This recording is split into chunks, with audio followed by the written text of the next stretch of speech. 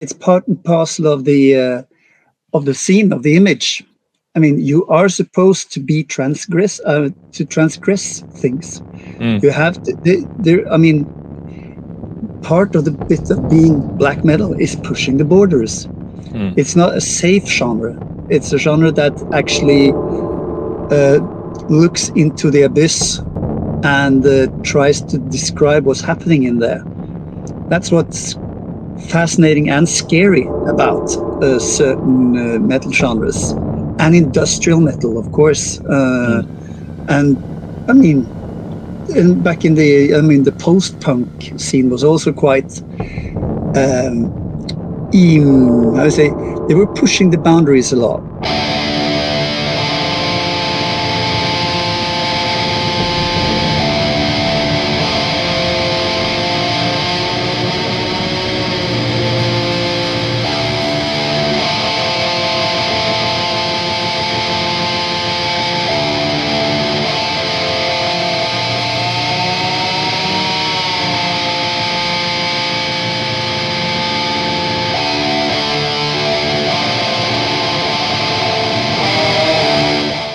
Greetings, Legion. Welcome to episode 230 of Into the Necrosphere. My guest this week is a journalist and a musician. His name is Harald Fossberg. You will know him potentially from the band Turbonecro. He is also the writer of a book on black metal called Nyanser Av Svart. Unfortunately, only available in Norwegian, but potentially being translated and released in English and multiple other languages over the course of the next 12 months. An absolutely awesome guy. I met him when I was at Inferno Festival. We were on the panel about hate speech in black metal together. Really hit it off, and I knew that he and I would need to spend some more time together on Into the Necrosphere, discussing some of the topics that we uncovered on that panel, but also talking about black metal and music in general. This is a great 90-minute conversation. It's going to feel a little bit probably like it felt to me, which is a preamble to multiple further appearances on the show. I know you guys are going to enjoy it, so it is coming your way very shortly. But before we get to that, Christbane out of Australia have just put out a new EP. It's called Psalm 1. You're about to hear a track off of it right now. This is a song called Extortion.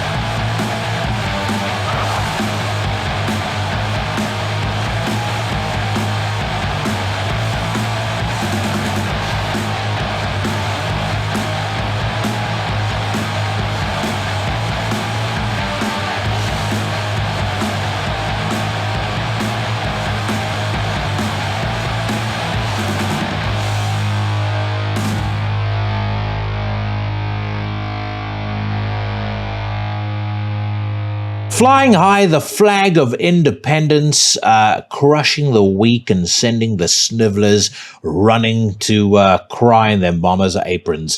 That is Christbane out of Australia, featuring the mighty Drugoth on drums.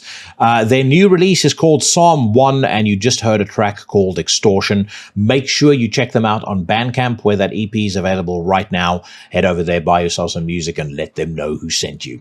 If you are new to the show and you like what you've heard so far, then make sure that you hit the subscribe button on your platform of choice. Follow me on the socials, upgrade your wardrobe via the Into the Necrosphere Teespring store, and then very importantly, make sure that you are subscribed to and loyally following every single member of the Horsemen of the Podcasting Apocalypse, of which I am a card-carrying, fully sworn in and blooded member. On a Monday, we bring you a new episode of Horrible 666, hosted by Brandon Legion. Every Tuesday, yours truly casts hexes and slays poses on Into the Necrosphere. Next week, for the first time ever, Sarkana, Dolgar, and Svartalv, OG members of the legendary Norwegian black metal band Gehenna, will be featured on a podcast. And when I say on a podcast, I mean they've never been on a podcast together. I don't think they've ever been interviewed together. So it's going to be very much a world first for Into the Necrosphere, already recorded and in the bank. It's over 2 hours worth of black metal chatter, talking about the early Gehenna releases and much more. I'm so excited to share this with you guys. If you enjoy this show, you are absolutely going to love it. On a Wednesday, Sensei Mike Hill brings you another installment of Everything Went Black, his sinister smorgasbord of varying guests that come from the MMA world, the movie world, the music world, whatever he's interested in at the time. He returns, of course, on a Thursday with one of my favorite podcasts of the week, Necromaniacs, alongside his co-hosts Sheriff Mike Scondado and Professor Jeff Kashid. Also on a Thursday and again on a Sunday, the Reverend Carl Haikara, the Sinister Minister, takes you on a curated journey through the dark, the weird, the arcane, and the esoteric, and then skulking in the shadows, ready to pounce when you least expect it. The Great Cheyenne of the band Trivax brings you another episode of Iblis Manifestations. A couple of other announcements just before we get the show on the road. First of all, on Friday, I'm going to be dropping the final installment of my Fortress Forum conversations, this time featuring a member of the band Guerilla. When I am done talking to Harald, don't go anywhere because it's time for the weekly news rant, and we are going to be dissecting and rounding up for judgment new tracks by the likes of Black Dahlia Murder, Fleshguard Apocalypse, ColdCell, Horned Almighty, Winterfylleth, and many others. And of course, it would be remiss of me not to talk about one of the biggest releases of this past weekend, if not the year altogether, Cutting the Throat of God by Ulcerate. So stick around for that. Before we get to that, though, you have 90 minutes worth of black metal chatter and more coming your way. I had a couple of technical hitches during this one, so if for any reason there's a couple of breaks in the conversation, my apologies. I tried to edit out as many of them as I could find, but I don't know whether StreamYard had been infiltrated by the globalists, the World Economic Forum. It could be anything that caused us problems when Harald and I connected. That being said, sit back and enjoy as I welcome to the podcast for the first time, definitely not the last time, Harald Fossberg of Turbonecro. So, as I was saying, really good to see you again. I know we caught up with each other after, but when we last spent any length of time together, it was discussing the incendiary topic of hate speech. So, yes. How did you? We were hating in the panel. We were, yeah. What did you think of that panel?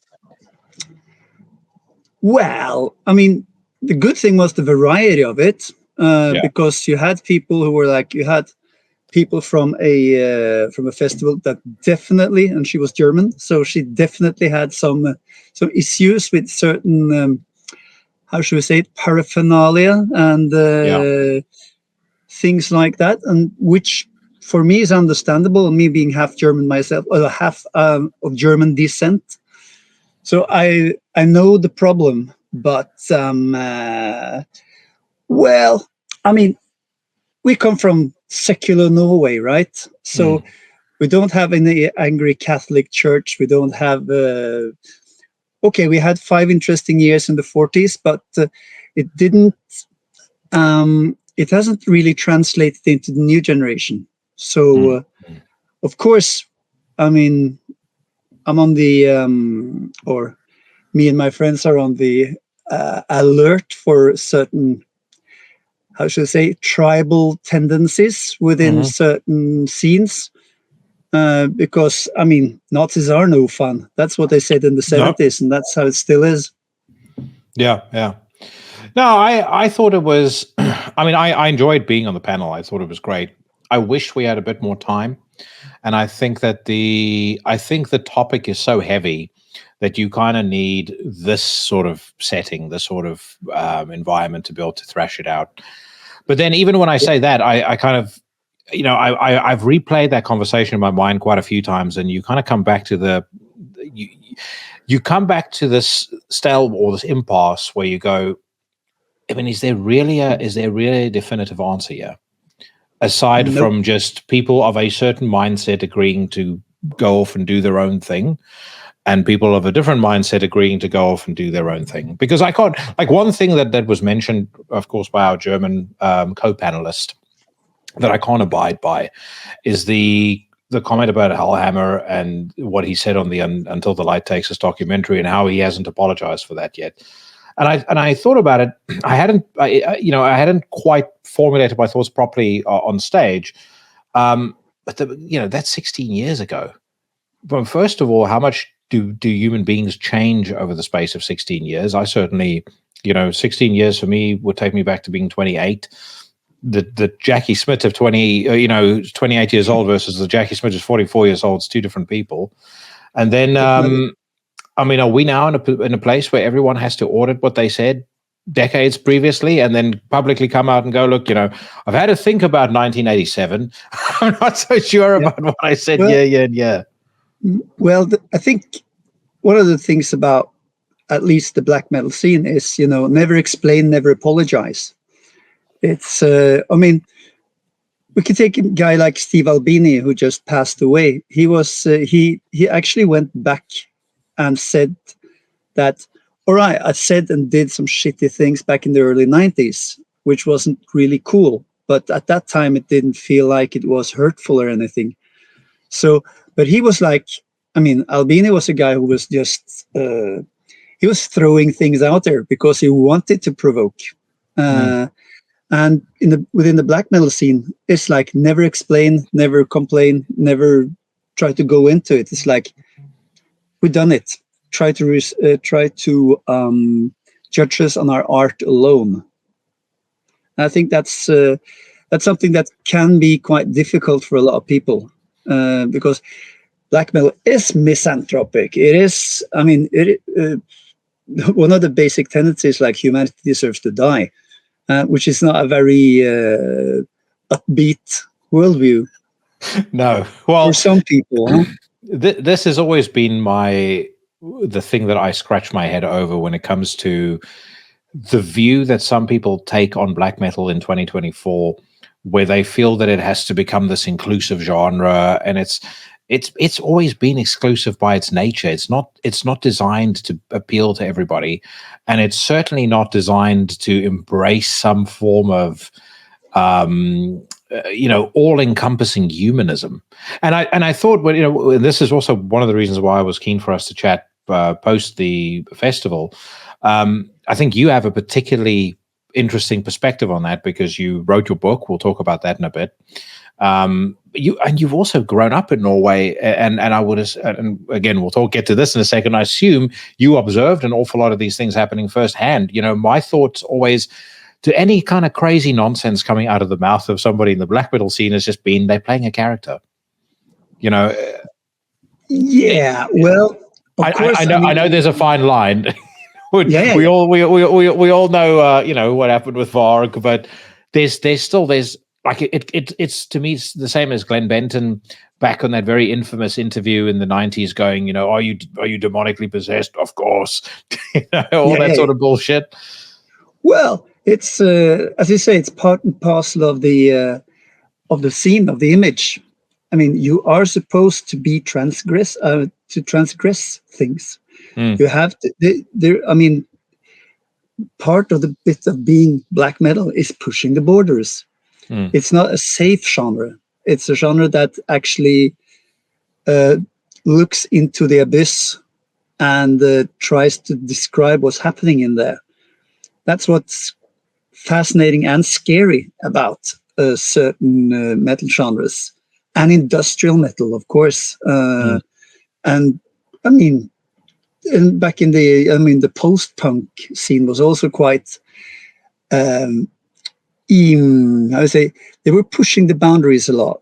I mean, bands like Psychic TV, White House, Nurse with Wound, all those bands in the noise scene, they weren't there to cater to the audience. They were there to provoke, to rub them the back, maybe to force them into thinking themselves instead of just being blindly out there.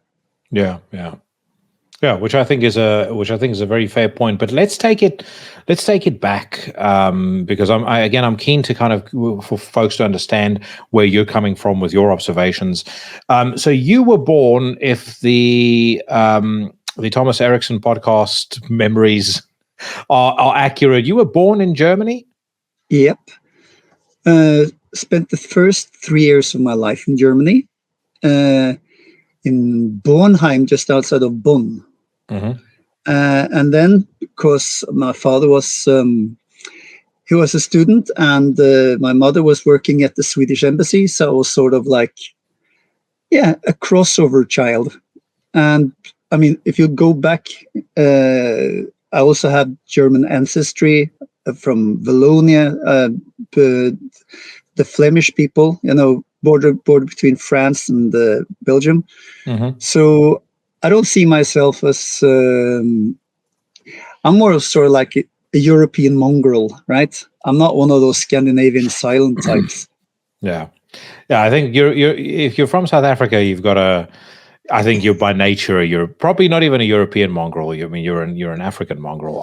In terms of a mishmash of ancestry, if you're from South Africa, that's just baked into the cake. I'm like English, Dutch, German, and then, as I said, God knows what else. Yeah, of course. I mean, it was like South Africa was people from Europe, and of course Africans, meshing it up together. A nice mishmash, not a mismatch, but a mishmash. Mishmash, yeah. So then you moved to Oslo when you were 3?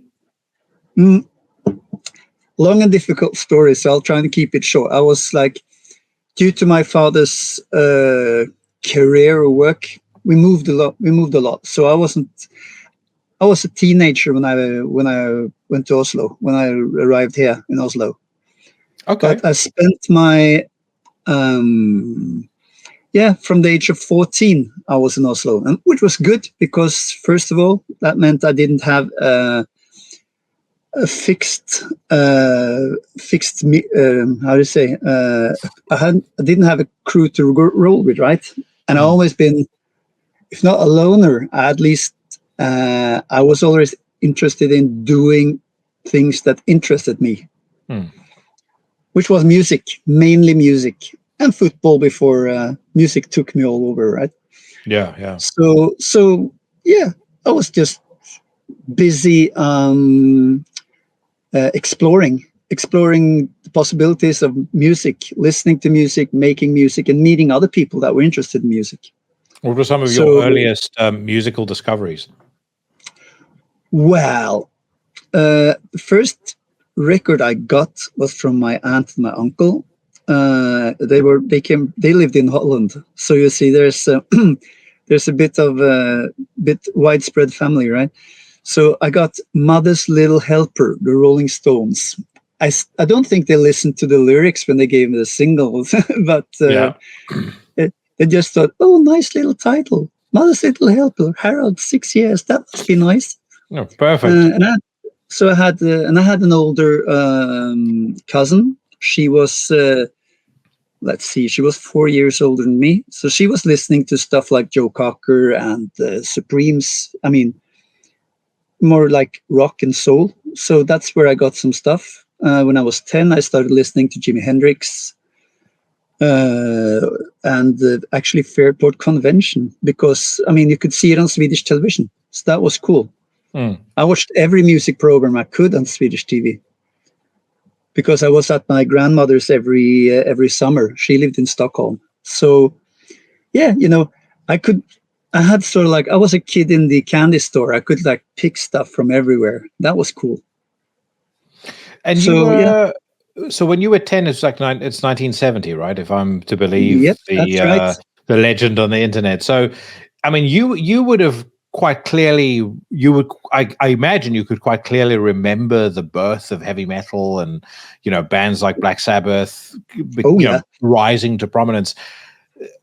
What was that like from what you were seeing from your perspective? I mean, granted, you were relatively young. Was heavy metal something that you discovered early on in your life? Like, how did you? Well, when I was 10, 11 years old, I got a cassette recorder from my parents. I think it was a sort of like, you know, combined Christmas and birthday present, because I'm born in January. So, so they actually splurged the money and gave me a cassette recorder. And my best friend's older brother, he had, you know, tons of nice records. I was coming out with this C90 tape and say, "Can I please just, you know, tape some albums?" So I taped the first Emerson, Lake and Palmer album. I taped Machine Head, Deep Purple, and Led Zeppelin 2. I mean, that was 3 albums that really set things going. And I had some older friends that listened to Black Sabbath and Deep Purple and Uriah Heep. And when I was 14, I actually got to see Judas Priest, because I was sent to a sort of like end of term school in Taunton in England, Somerset. Oh, and wow! Judas Priest played there. Yeah, and I still got a poster somewhere in the basement. This would be like rock-a-roller era Judas Priest. Yep, that was pre-rock and roll actually, because I heard them was summer, June or July, 1974, and rock and roller came in autumn, I think, or closer to Christmas. So I think I got rock and roll as a Christmas present. Wowzers! Okay, what was that like seeing them at that time? Well, it was amazing. The music teacher at school, he was like he played Black Sabbath when we were like having tea at his place, so that was cool. And I was told for my age, so I got to hang out with. I mean, I was 14, and I hung out with 18 years old at the pub, and I got in at the gig, so it was amazing. Of course, I couldn't hear anything for 3 days afterwards, but it was worth it. Totally worth it. Yeah. So for me, I mean, I could see where Judas Priest came from, because they're a Birmingham band, and first thing I saw when I saw them was like, this is Led Zeppelin and Black Sabbath, but it's different, but it's cool. So yeah, it hit me quite hard. Yeah. I was about to say, yes, something I'm interested to know. Could you tell Judas Priest were going to be something big when you saw them at that time? Well, the thing I knew was that this is the most amazing thing I ever heard in my life. Because first of all, it was a live gig, and they were playing. I mean, they started the set with "Never Satisfied." I'll never forget that. And I think they played "Rock and Roll" somewhere in the middle. So that's 2 songs I really remember that stand out. So yeah, it hit me quite hard. And like when I was 13, 14, I was also listening a bit to Lou Reed / Velvet Underground. I was listening to Iggy Pop.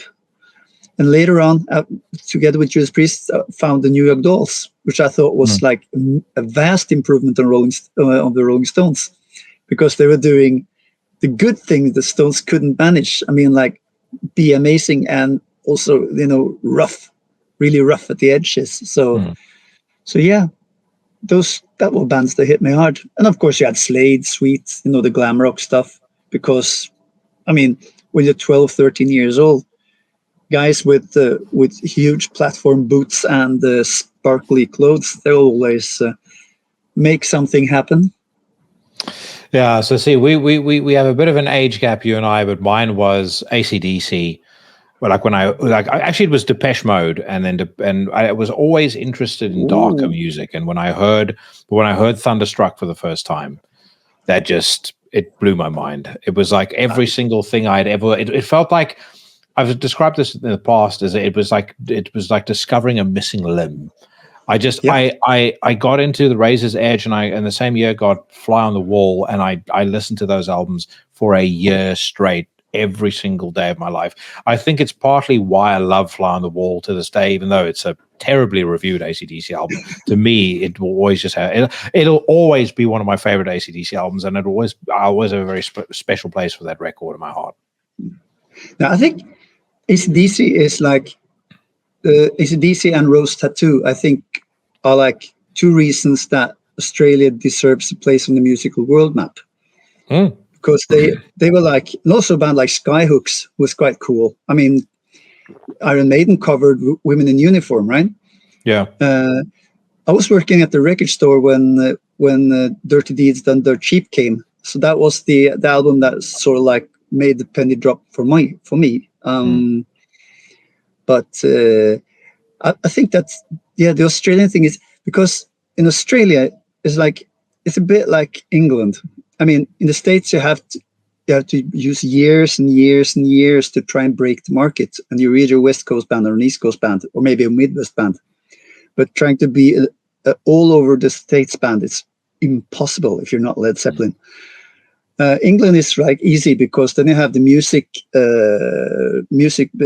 papers that will like build you up and tear you down. So you can be like flavor of the month in April, and then you'll be shit in November. And it's like Australia has this really hard work ethic, because people want rowdy, tough music. Yeah. They don't want any girly boys, prancing around. They want meat and potatoes rock. Yeah. And so lots of the Australian bands are like tough, like Radio Birdman, Coloured Balls, Rose Tattoo, AC/DC, and later bands too. I mean, like Cosmic Psychos. It's like there's no remorse. It's like boom, ow, because they played bars, and when you're in the bar, there are people drinking, and people drinking want music that will make them stomp their feet. Well, Bon Scott was like well known as a bit of a rabble rouser, right? I mean, in addition to the boozing and stuff, he was a guy that liked to throw fists around. From my understanding, when the occasion called for it. Yeah, but didn't he start as the driver? I think he started off as the band's driver, and then he got I think so, yeah. and so like when the singer became a wuss, they were like, I can take care of this. That was David Evans that he replaced, right? I think so, yeah. I think it's Dave Evans. So you discovered Judas Priest, you're listening to all these other bands. Like, how did that journey evolve for you? Because I know you were also the frontman, I believe, for the first ever Norwegian punk band. Yeah, more or less, yeah. So yeah, of course, with my background, like when you have Iggy Pop, you have New York Dolls, you have bands like Judas Priest. It's like you're not really interested in tranquil music. You're interested in music that so like blows your mind, gives you some energy. So yeah, when you started like discovering the rumblings of this new thing coming out, and you started listening to a band like The Damned, Clash, Sex Pistols, it was like, yes, this is where we want to be. And the Ramones, I mean, the first time I heard the Ramones, it was like, what on earth are they doing? Because they were like, they just condensed it into a big riff of Ram. I mean, they're even more condensed than AC/DC. So, but yeah, so it's and of course the the anti-establishment bit was also interesting because, I mean, at that time I was 15, 16 years old, right? Sorry, I was 16. It was 76. So naturally, you're at a stage of your life where you're first of all, you don't believe in what the teachers say anymore. You don't believe in what your parents are saying. I mean, you want to branch out on your own, and the best part of that is, or the easiest way is to negation. And it helped that the music at that time was really boring. I mean, my friends were listening to Yes, Supertramp, stuff like that. I mean, the only decent things I could listen to at parties with my old friends were like Nazareth or Slade. So it was, so I had to branch out. I had to find something else. Yeah. So that was, yeah. And also, you know, I was starting high school. I did my 9 years of ordinary basic school, and then you can do 3 more years. So that meant I came into a whole new set of people too. Mm-hmm. And I was going to school in the center of Oslo instead of around where I lived. So yeah, I got to meet more other people, and it was really close to record stops. So it was easy. So from this point on, were you in Oslo, like stationed in Oslo, settled in Oslo permanently? Yep. Yeah. Then I was, yeah, definitely. From 1974, I was living in Oslo. And when did you first start to see murmurings of what would later become the black metal scene? Because again, like, you would have been in a very unique position to start seeing the early rumblings of that, and then how that kind of picked up momentum. The first things you could see was there were 2 places for all ages. I mean, because when the metal scene came up, you know, mid-80s, there was almost nowhere to play except the squat called Blitz, the Blitz House, where bands like Napalm Death, Leatherface, and Norwegian hardcore punk bands were playing. So you could see metal people coming there listening to hardcore punk, and they would also be listening to the metal bands that got into it. And you had another place called Bootleg, which was a place where you could actually record and maybe even get filmed while playing, which means that we can put it this way: I have seen Dark Throne play about 600 times, but that's because I've seen a recording of them at the Bootleg when they were like Soulside Journey, Goat Lord part. And I thought they were really cool at that time because, you know, have you ever seen H.G. Wells' War of what's it called? The Morlocks and the. I haven't, no. No, it's H.G. Wells has a sort of like future fable where it's like you have the Elysians or something, you know, the very etheric fairy people, and you have the Morlocks, who are like dwelling underground, and they have hair like this, and you can't see their faces, and they're going woo, woo, woo. That was Dark Throne for me. I mean, they look like Morlocks. Yeah, yeah. So of course, I really like that. And I was playing in a band called Turbonecro, and we had some friend bands that were like into the, I mean, Anal Babes and sort of like hardcore / towards metal.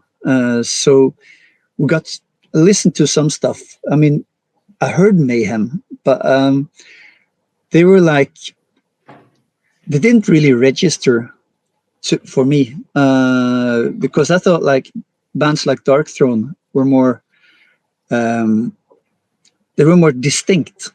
That was such a special sound. And it helped at that time that some friends of mine were doing music distribution for Death Like Silence, for Head Not Found, for Earache, for Peaceville, for all the metal labels. So it was sort of like when you had to choose between, you could listen to Sub Pop and Peaceville at the on the same week. And of course, like Mudhoney or Dark Throne, for me, that was more or less a bit of the same because it was scruffy, muddy, a bit, a bit like we don't give a shit-ish. And what's not to like about that? Yeah. So, like, as I guess as the momentum is building, like, how deeply embedded were you with knowing the folks that are, knowing the people that are in the scene? Like, I've had Swartolf on the podcast a couple of times now. We know, and he spoke to me quite candidly about, being in, going to Helvete, meeting Varg, regularly speaking to Euronymous and people like that. Like, how close were you to the these kind of mythical characters that have emerged from the scene since? Well, when I was in Turbo, we shared a rehearsal space with Mayhem for a while, and that was when it was the Terrible Three. It was Hellhammer on drums, it was Euronymous, and it was the Killer. So that was quite interesting. They were like just a trio playing instrumentals. So I heard most of the stuff that became the Mysteries because they were having this. They were playing before us. So if I was a bit early, I could just sit in the outer room and listen to them play. We thought they were wussies because they had this huge ear, like you have. Ear protectors. Yeah. So they were like, we were going, wow, is that really cool? Yeah. Because we were like, if it didn't like feel like a knife being inserted in your brain, it wasn't loud enough. So we were idiots basically. And we Turbo, so we recorded some of our stuff in Schweigaardsgate in a studio about 2 blocks down from Helvete. So naturally, I mean, me being a curious character, I went up there a few times. And it was, I won't say it was a welcoming atmosphere, because first of all, I was like looking like one of those scruffy punks, and I didn't have the cartridge belt, and I didn't have the right apparel to fit in. And I was browsing through the records, but most of the records there were pretty crap, actually. I mean, it was things like Lawnmower Death, and I mean, you didn't find any Morbid Angel. You had to go to other places. And if you saw a Venom album up on the shelf, you were going, Venom picture album. Can I buy that? Nope. So yeah. So the stuff I wanted was not for sale, so I just went there for a few times. There was a shop in Stockholm called Heavy Sound, which were having so much of the Swedish early death metal bands, like Entombed. This was it called again? Not Disfear, but some of these Dismember. The bands. Dismember and those bands, because you found demos there, right? So I remember I bought Crawl, the Crawl single, one of the first stuff they did on Eric, which was very nice. So I sort of like, I was always listening in to the metal thing in addition to the punk thing, because for me there was two sides of the same coin. I mean, like Venom, Motorhead, GBH, Dark Throne. I mean, everything was sort of like they fit together, like Celtic Frost. I mean,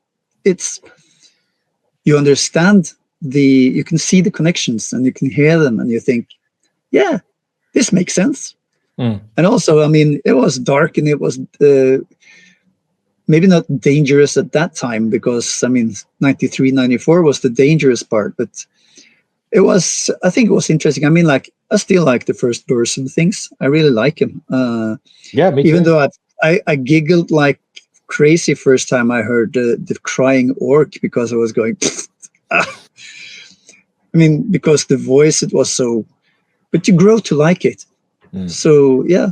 And in Turbo, we were dressed in black, and we played like this aggressive music. We had a single called Viacon Satan, which obviously hit a nerve.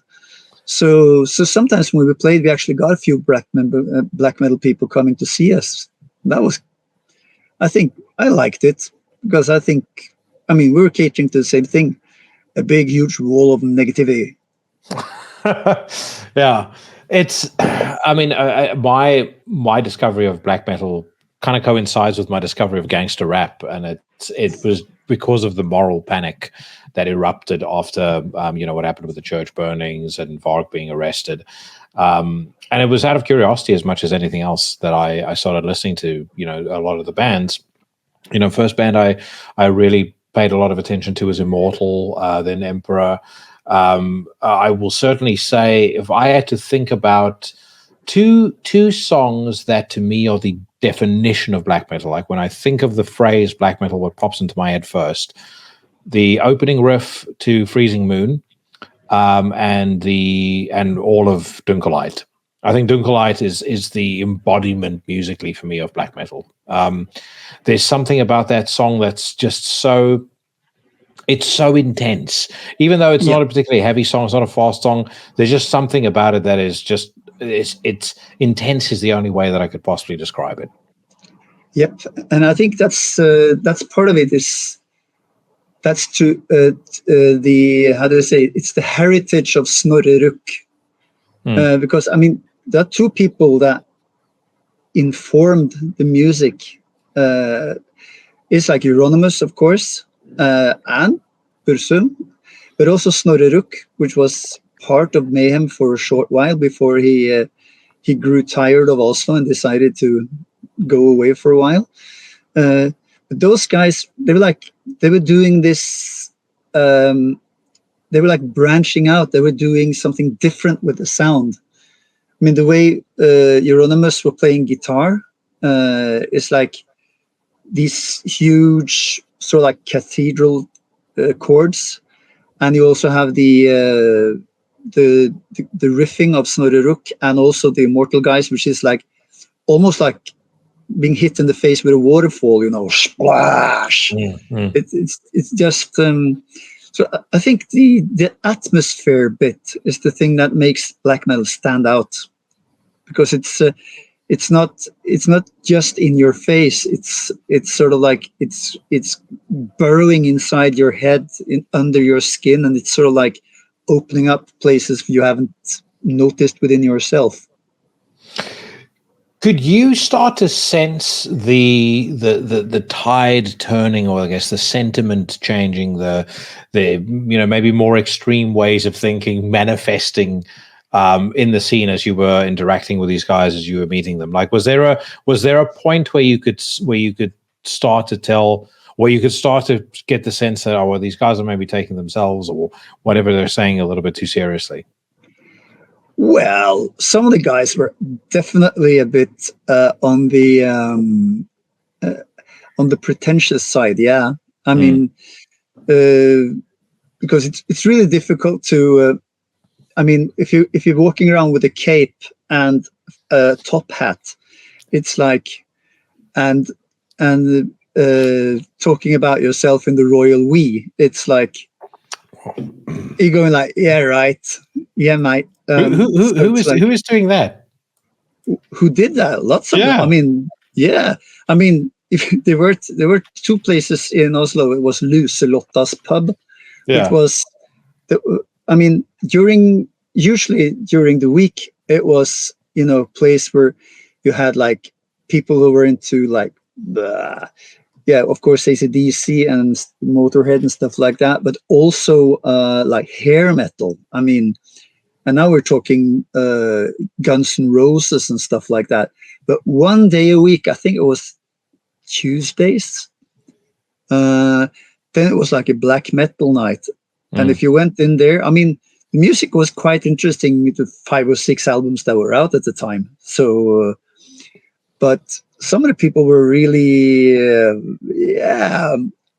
bit on the... It's on the pretentious side, Cartoon absolutely. Characters, yeah. Because they were like buying into it so hard. And I mean, like us, the guys in Turbonecro Babes, we were like the opposite, because we thought the punks were taking themselves too serious. We wanted to shake them up. We wanted to be like sort of like the Albini touch and go guys, noise rock. It was like, why are you going around looking like you're constipated? Fuck you. Lighten up, have a beer. By the way, did you see some bad porn? Violence, yeah, killing a nun. Ooh, nice. Yeah. I mean, so yeah. So here's a how to say? question that I've always been curious about, and as you mentioned hair metal, it's a perfect segue to talk about it.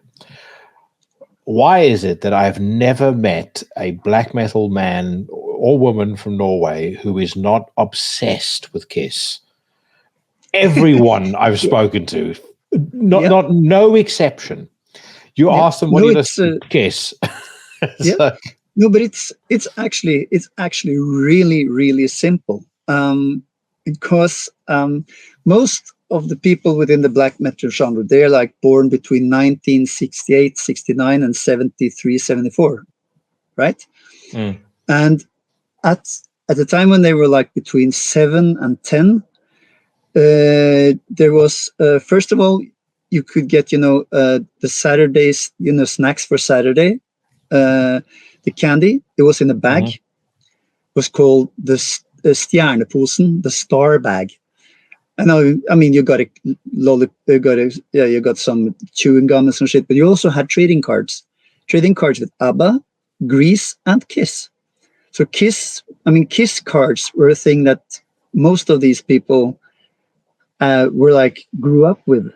And there was also on Norwegian TV, there was a children's youth show where a girl was dreaming of going to a Kiss concert. So if you didn't like Kiss, at least like the girl, and then of course, it's sort of like it came together. So I think that's the Kiss fascination that's latent. I mean, it came in with the candy. Just like that. Trading cards with candy. That's wild, actually. I mean, Kiss was only a band I really had developed an appreciation for much later in my life. At first, when I was younger, I didn't give a fuck. Like I said, it was AC/DC, and then it was Guns N' Roses, then it was Metallica, then it was Slayer, Sepultura. Then I heard the Incomplete, and you went for the hard stuff. Everything else is trash. You got strung out on hard stuff. Pretty much. I have always been. Nowadays, I'm not like this, but maybe to a degree. When it comes to metal, I've always been. I like music that has a very. When it comes to heavy music, I like music that has a very masculine energy, and I was always attracted to like music that was like that. I mean, when I heard Vulgar Display of Power, you can imagine how in my element I was.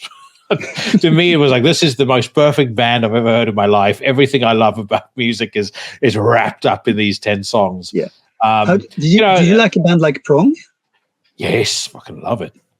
Yeah, because Prong is like that. And you remember Helmet?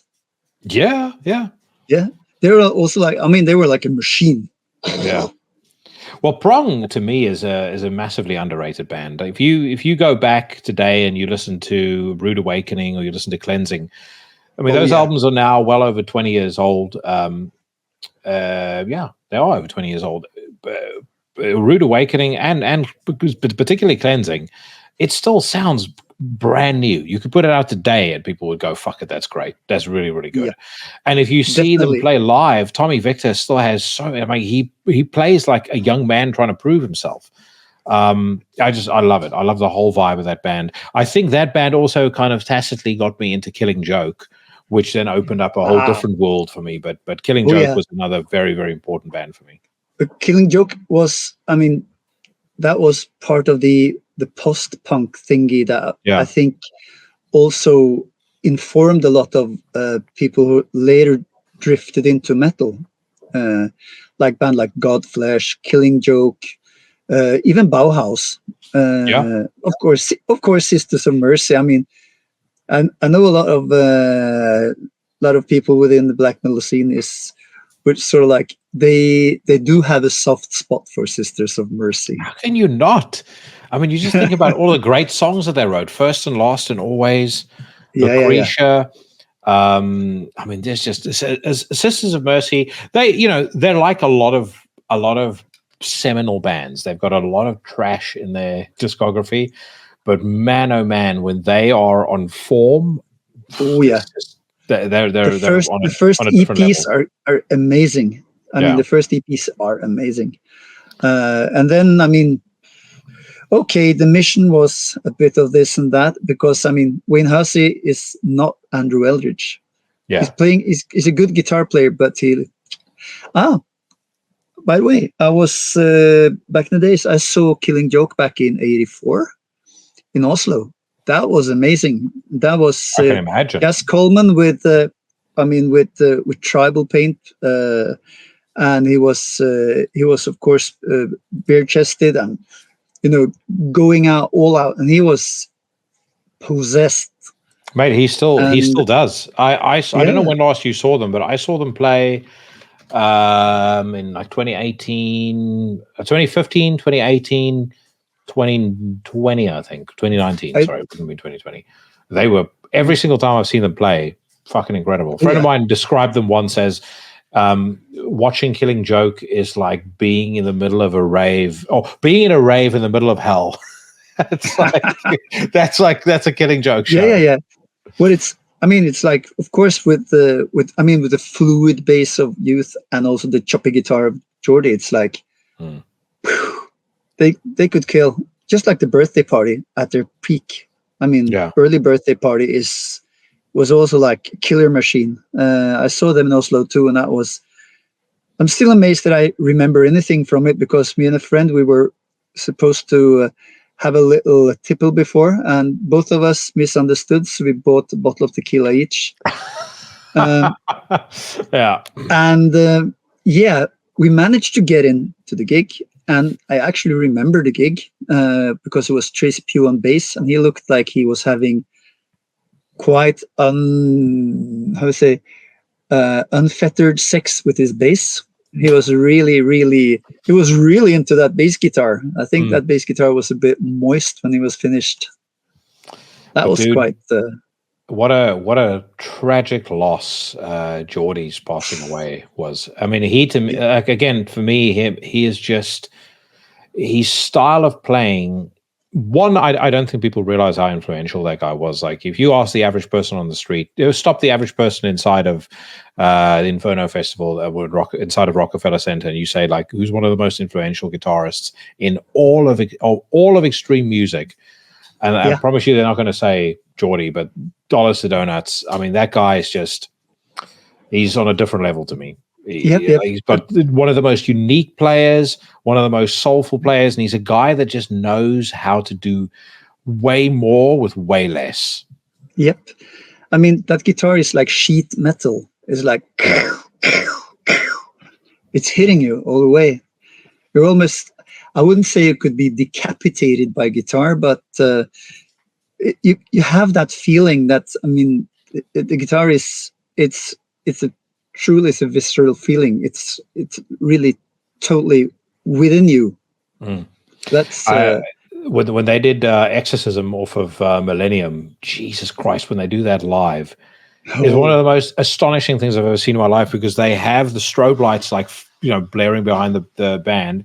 The song sounds even heavier than it does on record. He kind of does a slightly different thing with the guitar, where they down tune the guitar, and Jazz is just going fucking nuts. I mean, he doesn't even do the lyrics most of the time. He's just screaming, but it's incredible. It's one of the most amazing live experiences I've ever had. Is being nearly front row, seeing them do that. It just blew my mind. Oh, mama, yeah. I met Youth actually at the Roadburn Festival, and he did produce Ulver. He's produced some tracks for Ulver, which is one of the more interesting. If you're talking about black metal branching out, Ulver is the go-to band. So, the Ulver was playing Roadburn, and Youth was playing with David Tibet in one of his various guises, and for some reason I managed to get myself some pass that I could go anywhere with. So suddenly I was like between Youth and Chris Ulver, and that was really nice. And I was a bit chuffed because I always admired Youth. I mean, even the stuff we did with the Orb. I mean, the floaty bits. He's just one of those Renaissance people. I mean, he can pick up anything and make it good.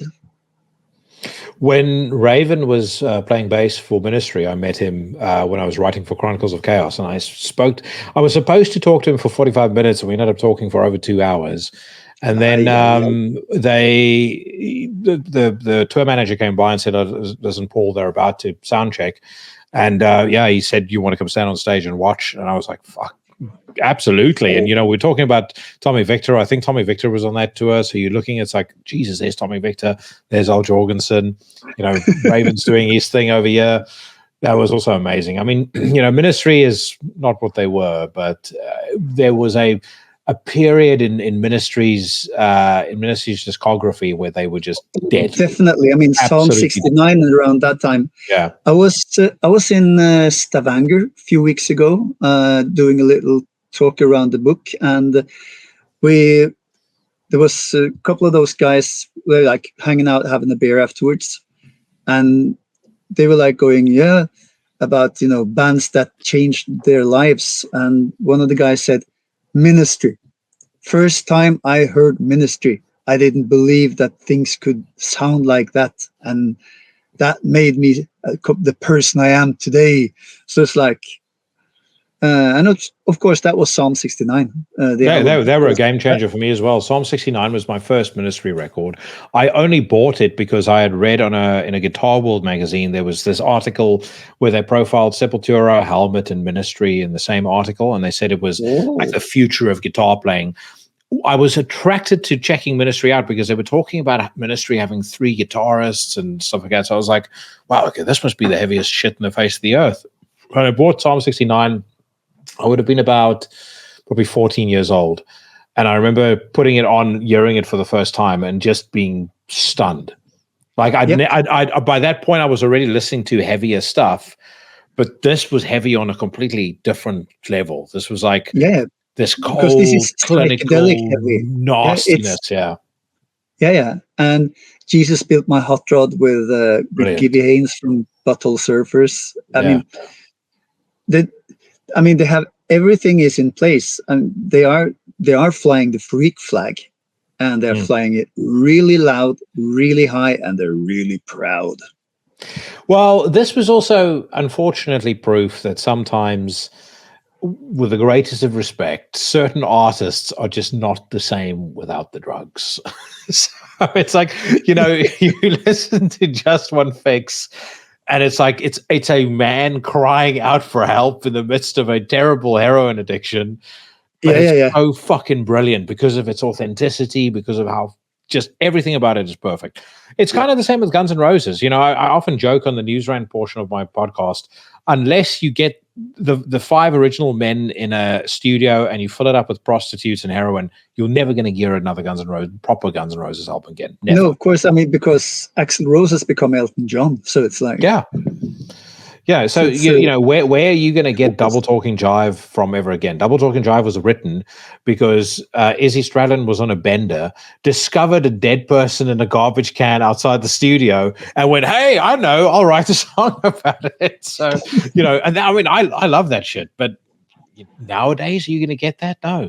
When you're earning millions and millions of dollars, there's just nothing for you to be as pissed off about anymore.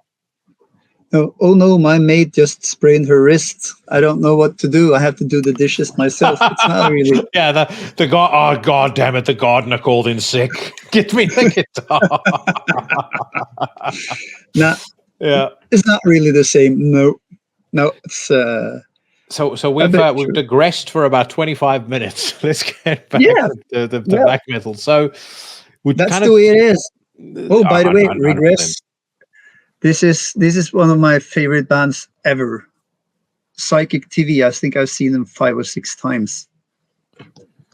I've never really spent a huge amount of time with them. I will need to change that. It's I think you should start with Throbbing Gristle. Actually, I saw Throbbing Gristle. I know. I saw them back in 1980. By the way, you said something about you mentioned the Depeche Mode.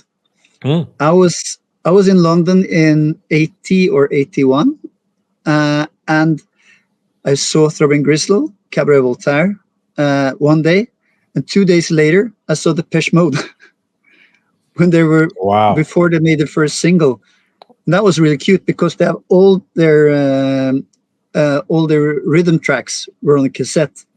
So David Gahan had to go to the cassette player, press eject, put in another track, and go pinky pick up, pick up, and then do. It was really fun. I was in the back room of a pub called the Bridge House in the north of London. Wow. The reason we went to the Bridge House was to try and hang out with a band called Wasted Youth. Not US Wasted Youth, the UK Wasted Youth, which was, they were like, imagine Bauhaus trying to be Velvet Underground.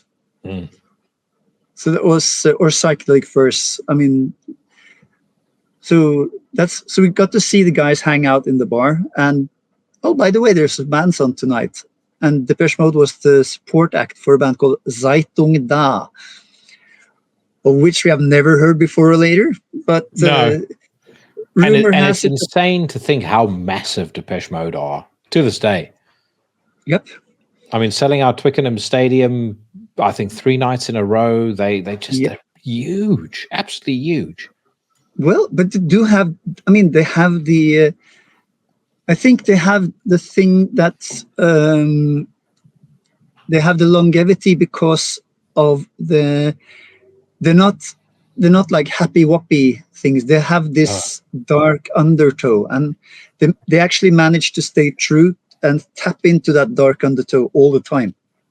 I mean, like the Masses album. I mean, most of the stuff is melancholy. It's melancholic in essence, which means that it's like just like soul music. The things that sort of like break and burst is the thing that make you sit up and take notice instead of K-pop.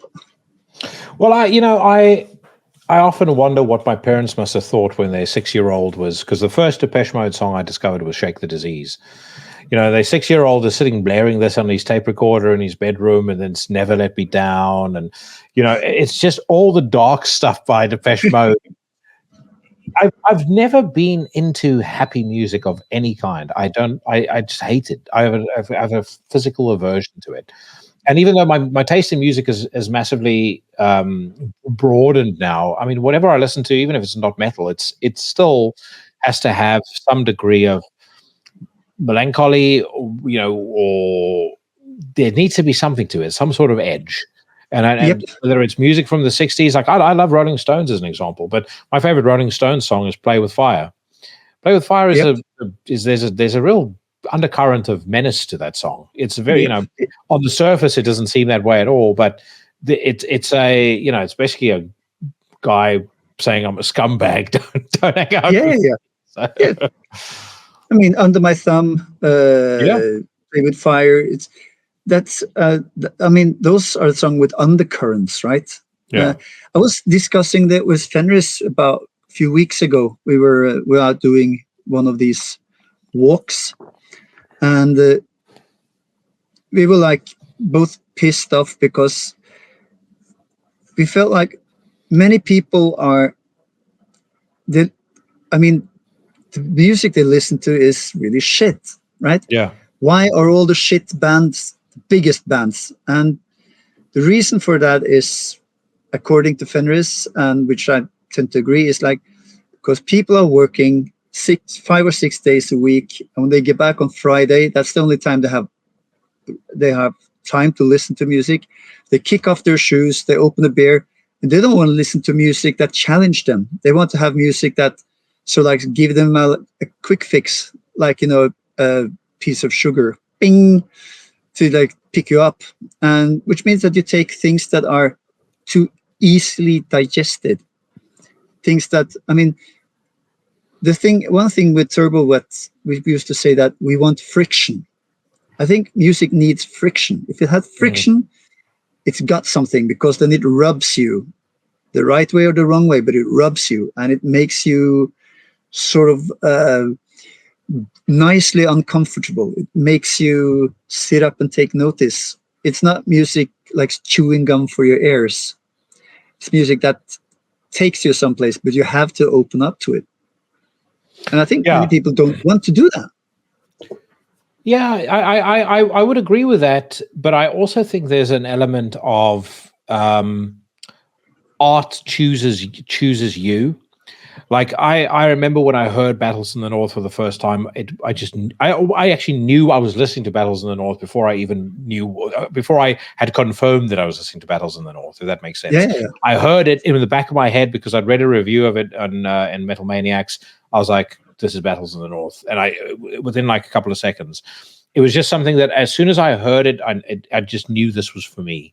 When I heard Into the Infinity of Thoughts for the first time, same deal. Like I remember like stopping what I was doing, like sitting down and just absorbing everything that I was hearing. And when that song like finally kicks in and you hear the explosion and the blast beat, it was just a complete and utter revelation. It's like mainlining adrenaline into every single pore of your body, like hearing something like that for the first time. So I think most people, unfortunately, my view is probably fairly simplistic. I think most people are stupid. That's why they don't listen to good music. Yeah, it's interesting when you talk about Battles of the North, and because I think one thing we can actually say is that some scenes have a distinct, like what the French winemakers call terroir. It's like you can almost hear where they're coming from. Like Florida death metal is sort of like swampy and murky and humid. Humid, yeah. And Gothenburg sound is sort of like it's sort of like rounded in its own special way, because the Gothenburg bands are sounding, and the Norwegian black metal bands do tend to sound like they are from the forest or from the fjords or from the mountains. Yeah, I would agree with that. They're sort of like they have absorbed the nature into their sound. Yeah, I would definitely agree with that. And then actually, you can take it back to Birmingham. I mean, the Birmingham bands of yesteryear, they do all have a very industrial, workman-like feel to them. It sounds like working class music because it's written by working class men. England, yeah, 100%. I mean, Bolt Thrower, Varukers. I mean, lots of the Napalm Death bands. Yeah, definitely. I saw Napalm Death at Blitz. That was a killer. I mean, that was at the time when they did have their 2-second songs, but they also had, and that was explosion upon explosion upon explosion. And it was like, a friend of mine was really into, what's that? Poppers. He was doing poppers at that time. So he was like, this is just like poppers for your ears, man. Yeah. Let me ask you this question. Is it true that there was a really intense dislike for death metal in the black metal scene? Because some of the stuff that you read were like, Euronymous hated all Florida death metal, didn't like any of the Tampa Bay bands, thought it was all fake, weak, etc., etc. Is that true? I think it had to be true for a while. It had to be true for a while because, of course, I mean, many of the bands like Immortal came out of Amputation, which was a death metal band. Enslaved came out of Phobia, which was a death metal band. So it was sort of, I think it's like there's this cycle always. You have the avant-garde, and then you have the pioneers, and then you have like the floodgates that have opened. And I think that when the floodgates of death metal opened, then it was people were feeling, fuck this. This is getting too commercialized. This is getting silly. And also, I mean, a lot of death metal bands were doing this really horrible, stupid thing about they always had a joke song on their albums. There was always a joke song. I mean, which meant that you weren't really death like Vader were death. It was like you had lawnmower death and stuff like that. Ugh!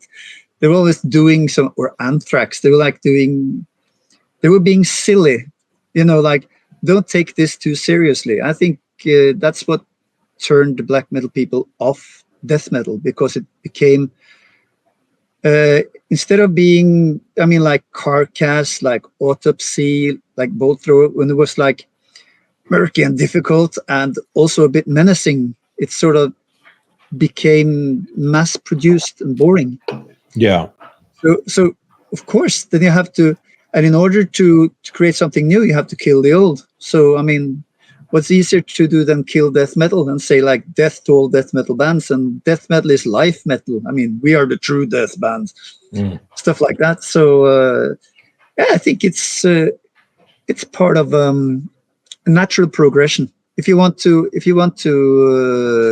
start something new, you have to burn the old stuff to the ground. Yeah.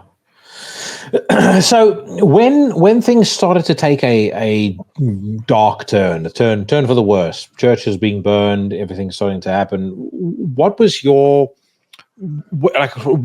vantage point from watching all of this unfold? Were you still, speaking to or close to anybody in the scene? Like, how are you observing all of this happening? Well, I was, I had 2 years where I was really out of everything, because I was undergoing cancer treatment for leukemia. So I was like, I became sick. I didn't know that. I became sick about 1994 till 1996. So I wasn't really I wasn't really close to the action at that time. So I was mostly in isolation at that time, doing chemotherapy and stuff like that. So, but I had my friends that was doing the distribution thing. So, I listened to all the bands. I was listening to all the Head Not Found bands, all the Death Like Silence bands, because I could. Yeah, I got CDs from my friends. So I was listening to the music, but I wasn't out there. The last big outing I had was probably, or the one that was important, I think, was when D-Side played Oslo in '92. When Euronymous were selling his Drep de Kristne, Death, Kill the Christians t-shirts. And you had John Christensen selling his Slayer mag. And of course, D-Side playing, which was really interesting, because then you had the black metal scene out in force, because D-Side were their kind of band. Yeah. Even though they were from Florida and they were death metal and they were everything that was wrong, but they were evil. Well, they were, like, if you watch the old Deicide videos, 1990 to 1992 was peak period for Deicide. There was like a real sense of extreme menace to that band, Glenn in particular. Yeah. No, it was a great gig. It was a really good gig. I love the way Glenn used to carry himself at those old shows. Like, he was such a fucking intense, no messing around kind of dude. Like, he really exuded the band's attitude, like in every single thing that he was doing. Yeah. I love it. I go back a lot and I check out some of those old videos, and you really can tell if you go back and you watch a Morbid Angel video from the 1990s, or you go back and you watch Slayer in 1983. You look at it and you go, Jesus Christ! Like, you could tell something special was happening here. Because this just was, these dudes were playing with an appetite and a passion and a hunger that it's one in 10,000. Maybe you're going to see this from. It's true. I saw Slayer back in '89 in Oslo, and that was the South of Heaven tour. And that was amazing. And another band, when we're talking about, carrying yourself with menace, I think we should also mention Vader from Poland, because I think I saw Vader with Morbid Angel, and that must have been '96, around '96, because then I was out of the hospital and probably walking around with, what do you say, with a face mask on, as not to get polluted by other people. And that was at the time, and also when my old friend from Turbo was going through a hard time. I mean, he had to go to rehab at that time. So I was sort of like drifting back into the scene. But I remember Vader, and I mean, they were like Swamp Thing. They were like because Morbid Angel in '96 was how can I say it? They were having these big fans, you know, like so the wind was blowing and they were looking windswept and interesting. But they always used to have the fans on stage, like blowing their hair up when they're playing. Yeah. So it was. I mean, it wasn't like Altars of Madness or like the old stuff, which I thought was really amazing. But Vader for me that night was really killer because they were loud, sweaty, and dirty. And I think they had 3 words of English between them. So it was like, thank you. That was it. Oh, there we go. We're back. Can you give me 10 seconds? I am literally about to burst a vein if I don't go to the bathroom. I will be back very shortly. Hold on. No problem. Your cat is in on the action. What's that? Sorry, your cat is in on the action. Oh, dude, she's always on the action. She, I started posting shorts and things like that. So I post a short of myself with David Vincent, and it's like you see her fucking around in the background all the time. So yeah, there we go. Very, very professional studio look. Yeah. Perfect. But yeah, Vader, awesome band. I mean, them I remember discovering on De Profundis. They were like one of those bands you heard a lot about. Like, it was quite hard to obtain music in South Africa, so you went on either swaps, ordering music from Nuclear Blast catalogs and stuff like that. But I remember getting De Profundis and just being blown away. I loved it. I mean, I do think I've not really been very interested in anything they've done beyond Black to the Blind. I think De Profundis and Black to the Blind are their peak. Oh yeah, and Necrolust, of course. The Necrolust demo is a total killer. Yeah. No, that I like very much. But on the Morbid Angel front, again, if we go back to those old days, there's a video I played on the News Rant a while back of David Vincent, or the classic Morbid Angel, doing the Ancient Ones. I think it was in 1990. And I believe Richard Brunel was still in the band. It was just, again, there's this energy about them on that stage that is just astounding. Like, it's just something you see so rarely. You could tell straight away, like, this is a band that's going to be enormous. Oh yeah. I mean, they really had it. I mean, the first 3 albums are like, woo. Yeah, no, without a shadow of a doubt. Just a sidetrack. So you mentioned that you had leukemia. I mean, it sounds like it was quite a. I mean, I can't imagine it wouldn't be a torrid experience. But I mean, 2 years that you were out and in isolation. Yeah, and it actually wound up doing a bone marrow transplant because I had a relapse. I mean, first I did a year of chemotherapy, and they said like, okay, I think it's gone away, so cool. And then I went back half a year later, and they said, oh, there's something in here, and then they said, I think we have to do a transplant. So I got a bone marrow transplant, which made me change my blood type because I had to take a donor from outside of the family. Wow. Which is interesting. So it means that I went from being a 0 to being an A person. So that's cool. Have you found in your life, because obviously this happened quite a few years ago, have you in your life since 96. Have you had to make any specific adjustments to your lifestyle, your diet and things like that to be, I guess, extra careful? How have you managed it post, being given the all clear? Oh yeah. I mean, I've lived my life just normally after that. I mean, I was doing regular tests and stuff like that. Well, I'm still around. I mean, a couple of years ago, my body had another nice little breakdown, but it's nothing to worry about. I mean, I know. I mean, I've done my getting to know Mr. Death, so it's not. I'm not really. I'm not one of those scaredy guys anymore. It's like, yeah, okay, I've had a really good run. I mean, I've supposedly lived twice as long as I was supposed to, due to when I got the leukemia thing. So, hey, it's a bonus. Yeah, it's a well, mate. I'm extremely glad to have even more pleased that I have the privilege to sit and talk to you today. So, that's there's that. But yeah, no, I mean, I hope you're doing well. You seem like no bother. It's I'm in a band now. I mean, we have a band called Turbonecro, Turbonecro, which is of course ex-members of Turbonegro, which is really easy. We just switch one letter, right?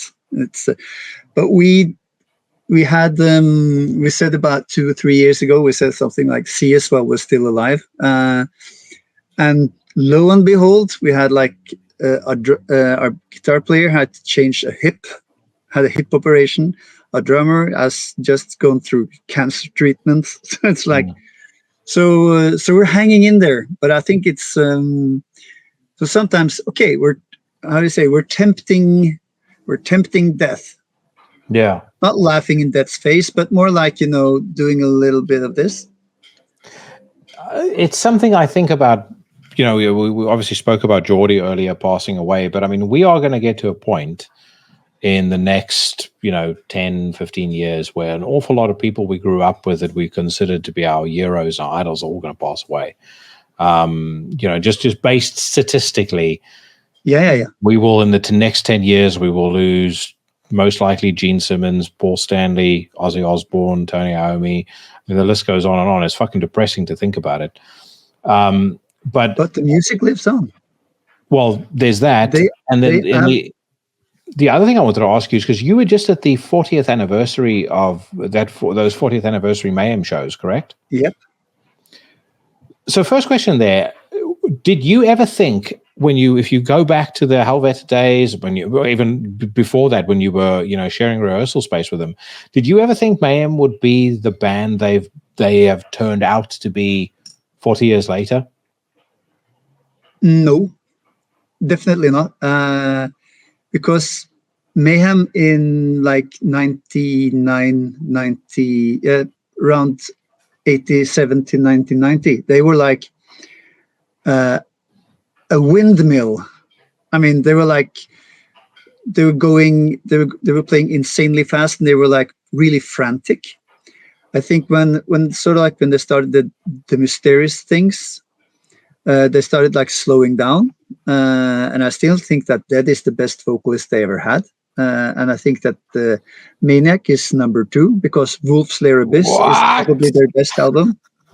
Yep. See, so I'm very, very partial to Attila, and maybe my thoughts are maybe my judgment is clouded because I've met him and I like him as a person as well. But to me he's just an astonishing vocalist. I love his voice. I mean Attila, when he's doing Voice of Void, I think that's Voice of Void. Yeah. I think that's amazing, and he's doing great stuff with Mayhem. But I think that Mayhem has gone through so many metamorphoses that they are they still have the original DNA in there somewhere, but they have turned out to be a different beast.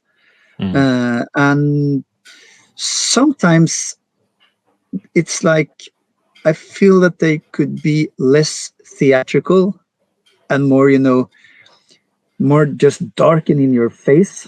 Because I saw them when they did their 30-year anniversary gig, and that was, as according to Necrosphere, it wasn't an anniversary gig. They were just playing a gig, and it was actually 30 years ago they started, but nothing.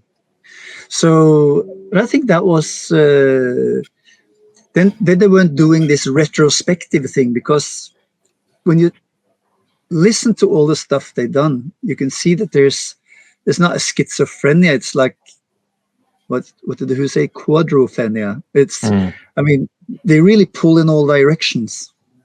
There's a reset on every single album. Every single album is its own entity, its own thing. You can go from Ordo at KO to Esoteric Warfare to Demon. All three albums sound vastly different. Prior to that, obviously, Chimera, Wolf's Erebus, The Mysteries, they all sound very different, very distinct. I mean, Grand Declaration and Wolf's Lair, I think, are two amazing albums because you could feel that they were, they really wanted to make a statement, make a mark. And they were like, at that time, the most hated band in Norway.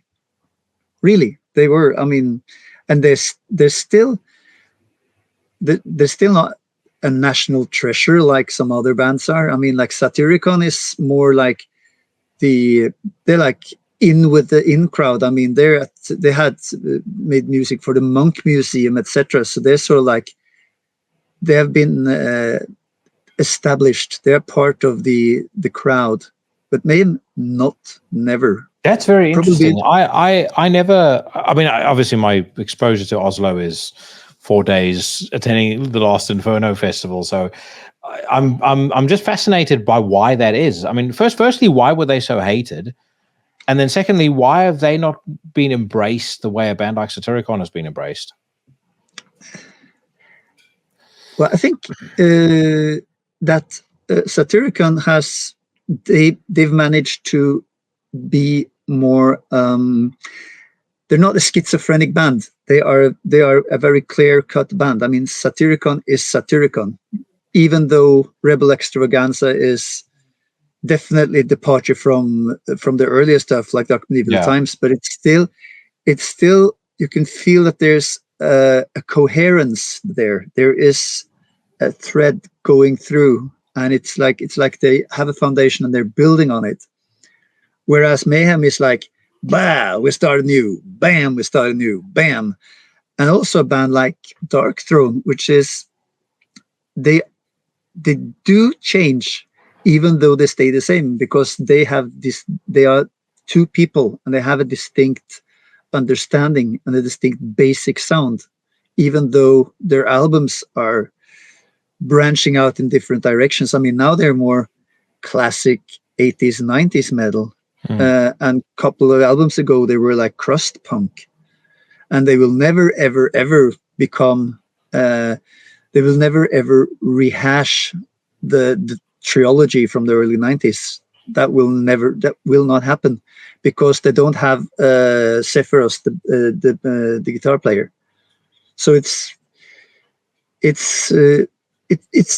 the elements. I mean, there is a coherence with Satyricon where you have Frost and Satyr. There is a coherence with Darkthrone, with Nocturno and Fenris. Mayhem has sort of like they're like branching out in different directions all the time. And a band like Ulver, they never stop either. I mean, at the moment they're infatuated with the 80s. So it's some bands are actively branching out, trying something new all the time, and some bands have found their formula and sticking to it. I will say I cannot believe that anyone could forgive Satyricon for Deep Calleth Upon Deep. It's one of the worst things I've ever heard in my life. Conversely, I say it was one of my favorite things. And if they were going to go back to any kind of sound, I desperately wish that Dark Throne would go back to Hate Them. To me, Hate Them is their best album. By far. Yeah. Oh, definitely. I mean, Hate Them and Sardonic Wrath were like two albums that they did a reboot that was truly amazing because I really loved the three albums, the trilogy, but I was sort of like listening into them, but they sort of like drifted in and out. Panzerfaust was quite good, and it's grown on me later, but Hate Them was like, oh, now we're back. Oi, what's happening? Because the fury and the anger was like palpable. You could.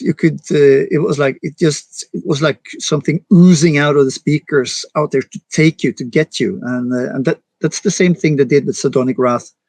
Like, they're two killer albums, and they're not very long albums. They're quite short, but they are truly, all killer, no filler. Isn't that what it is? 1,000%. I'm a big fan of Plague Wielder as well. I know a lot of people don't like that album very much, but I think it's fantastic. No, I think it's grown on me. It's like, but it's like, I don't know. Total Death, I think, is sort of like. I think Fenris said that he felt that that was the last possible thing for them to see if they could still keep the old scene together, because they were like asking for contributions from other artists. And he said, like, then I knew that the scene as we knew it was no more. Well, are you back? Yeah, I'm back. Yeah, sorry. Then you knew? What? You were saying about Total Death being them wanting to keep the scene together? Yeah. I think Fenris said something along the lines of Total Death was like one of the attempts to keep the scene together, or to keep that camaraderie. So they were inviting people to join in. And he felt that after that album, he sort of like said, the scene is not as it was anymore. It's like, it's not dead, but it's just something different.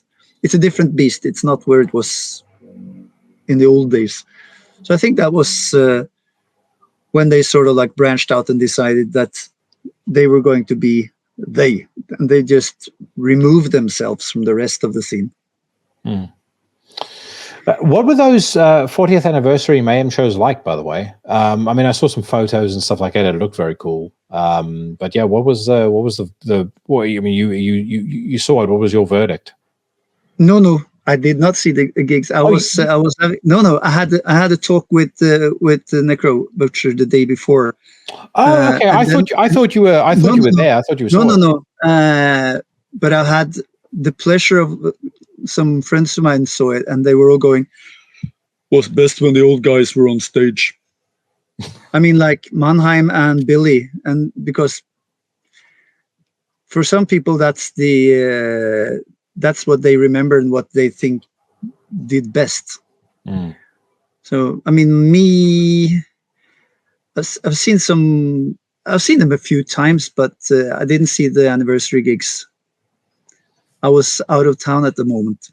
At the time. Gotcha. So sorry. Let's as by way of kind of closing this installment, which I've found this conversation fascinating, by the way. I think I could probably talk to you for the next 10-20 hours. But your book, then we need a lot of beer. Well, that's fine too. I think so. I've already booked my hotel for Inferno next year. Perfect. So I think we need to do a sit down. We need to, get a couple of drinks, sit down, and record one in person. Perfect. And set a reasonable amount of time aside. But your book that you wrote, I have seen, and I don't know if it's already been translated into English. If it has, I've not seen it yet because I am very keen to read it. It will be, or at least that's what we're working on. Oh, I'm doing this one, right? Yeah, which is what a great cover for the book, by the way. I absolutely love it. That's Jannike who did the early stuff. She did the logos for Immortal Enslaved, the early covers for Bursum, Satyricon. So she has the credentials, right? Yeah. And she's also done the English cover, which the book will be out until next year's Inferno. Okay. We have come to an agreement with Jan Martin from Inferno. He was like, if you're doing that book, it must be ready for Inferno. And we're going, okay. So that's what we're working with. Yeah. I met Jan Martin. Katie introduced me to him, and what a lovely guy. Oh, yeah. And he's he's done tons of good stuff for the scene. I mean, both as a booker and also as a facilitator for lots of bands. So I think he's definitely part of the apocalyptic empire of Norway. Now, years actually is something that just struck me as an idea. I don't know who we need to speak to make this happen, but I have mentioned to Katie. One thing that would be very cool is to do a couple of live podcasts when we're there. You and I perhaps do a live podcast when we're at Inferno. No problem. I mean, I'm usually here in Easter. Most Norwegians, they run up into the mountains and eat oranges and walk around on skis. But Svartov told me. Yeah, but for some strange reason, that's not my thing. So yeah, let's see what we can do about it. I think that would be absolutely killer. And then we can talk about the book in detail and whatnot. But Harald, thank you so much for your time. You've been such a gracious guest, and I have really enjoyed this conversation. And hopefully we will. This will be one of many that we do for the podcast. Perfect, and we'll share some bad stories later. we'll dig the dirt later. All right, good stuff. Take care of yourself, my brother. All right, cheers. Have a good one. Bye.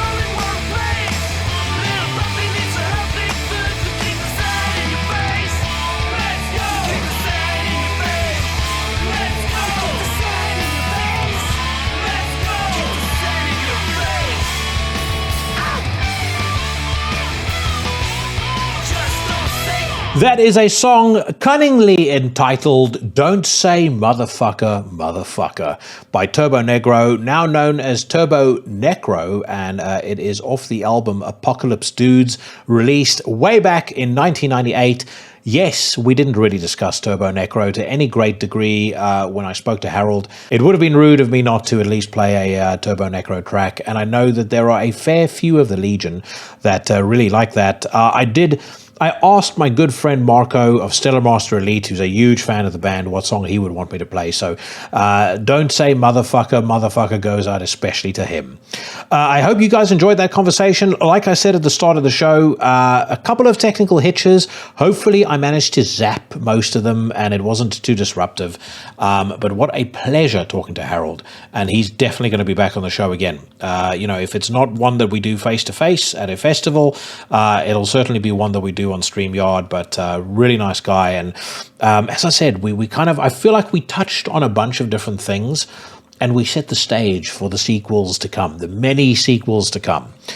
Now, speaking of sequels, I want to talk about the new Ulcerate record, Cutting the Throat of God. It was released by Deborah Morty Productions this past weekend to rapturous acclaim. Unsurprisingly so, this is a band whose popularity has gradually been increasing basically since Everything is Fire, their second record that came out back in 2009. That was also the record that I discovered them on. The previous album that they put out, of Fracture and Failure, was a little different, I feel, to what they went on to do and have eventually become.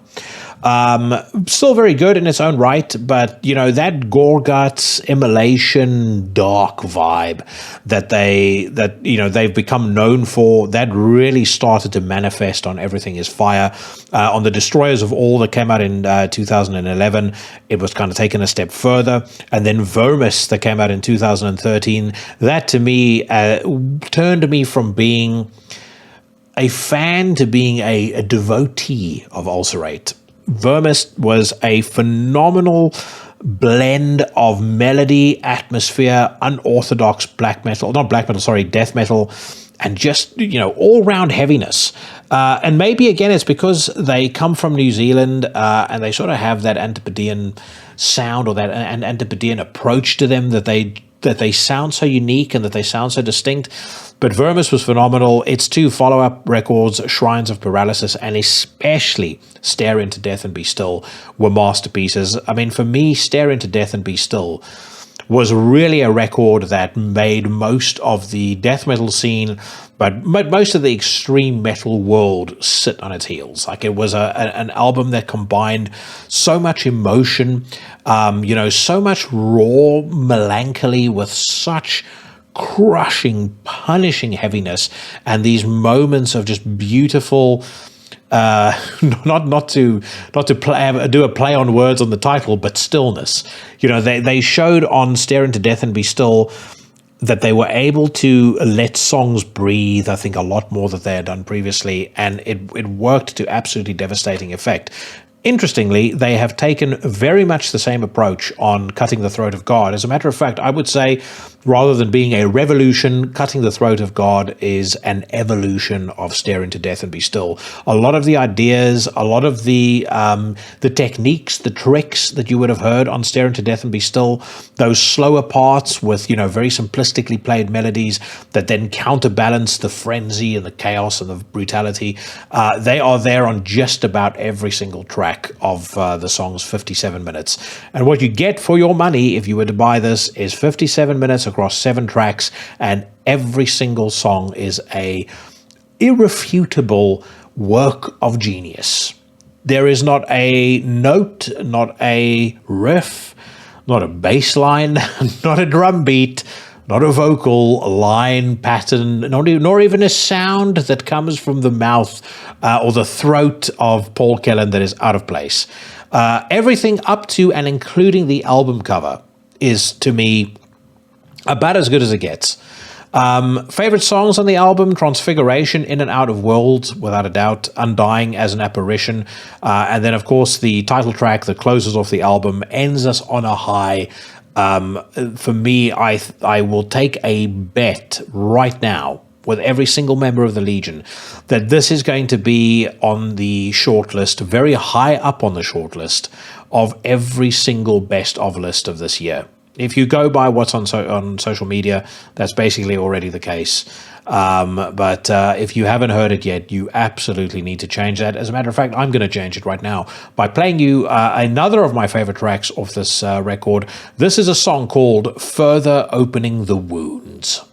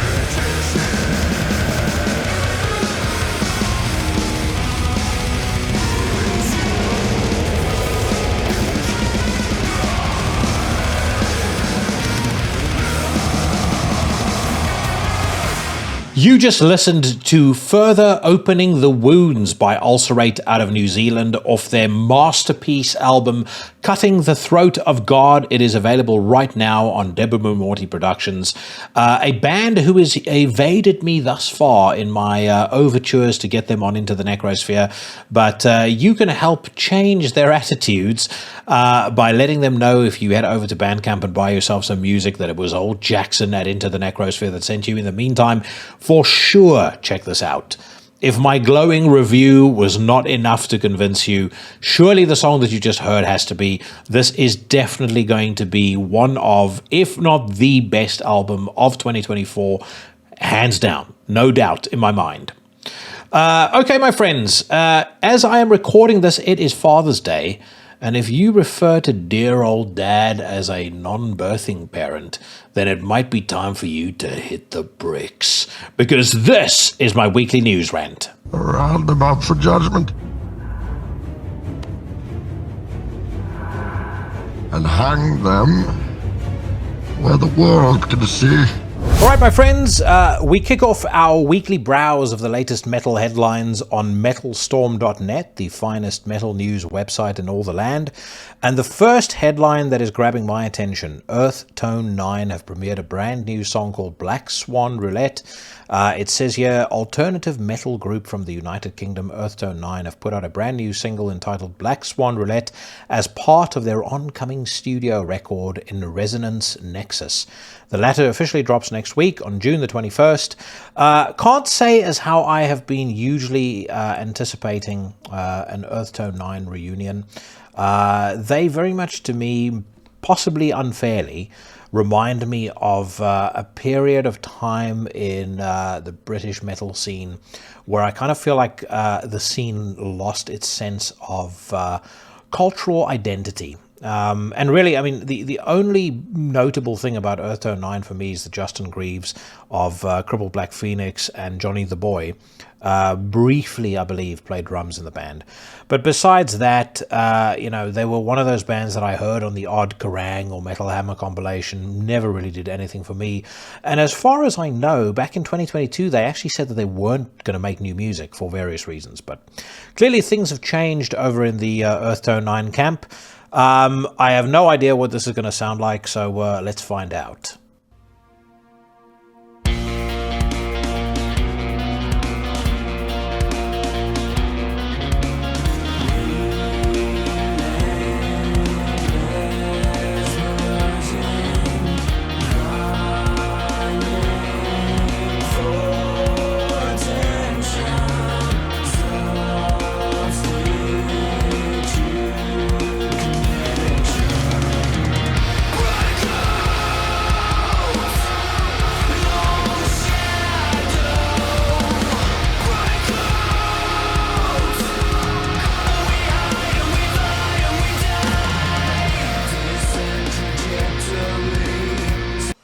First 45 seconds, not bad. I kind of get some Deftones vibes there. I'm trying to think what other bands this reminds me of. I know that they, way back in the day, used to cite Helmet and Neurosis as their influences. I'm not necessarily getting that.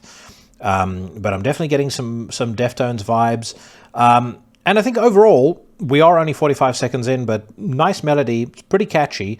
And actually, when business starts to pick up on the what I can only assume is a bridge in that verse, it's pretty good. So, again, is it something that I'm going to place very high up on the watch list for the remainder of the year? Probably not. But it's not something that I object to particularly strenuously.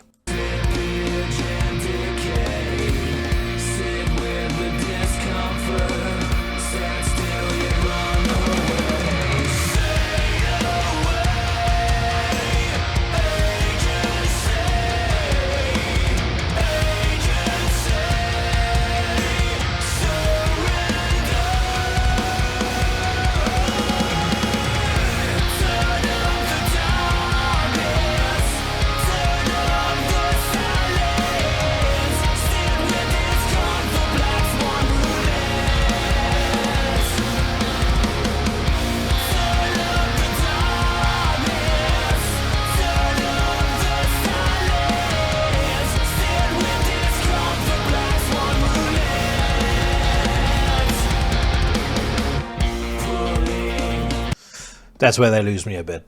I think that chorus, it's just there's a heavy flirtation with the mainstream there. It kind of sounds to me like, I'm probably unfair in making this comparison, but something like August Burns Red, just the typical dross that a Kerrang reader would, soil themselves over. Decent start to the song. That chorus is a little too mainstream, too metalcore, too accessible. Just at least for my tastes. Maybe some people will feel differently. Surprisingly, many people seem to be excited about this. So, I'm probably in the minority here. Another band that surprisingly many people get very excited about, subject of our next headline, Aura. Upcoming music output ready to be mixed. I personally think that Aura are massively overrated. I could not get into that Tirade trilogy, not for want of trying either. I genuinely tried to get into it and see what the fuss was all about. I just couldn't, unfortunately. So anyway, I bet there'll be a couple of people excited. I myself believe there's more than enough things to be excited about that I don't have to pay any attention to it beyond what we've just said. Next up, we've got Orden Ogan, who've posted a new song. Less than a month prior to the release of their next studio record, power metal outfit Orden Ogan now stream another new single entitled Conquest, together with an official music video. I don't like power metal, as most of you should know.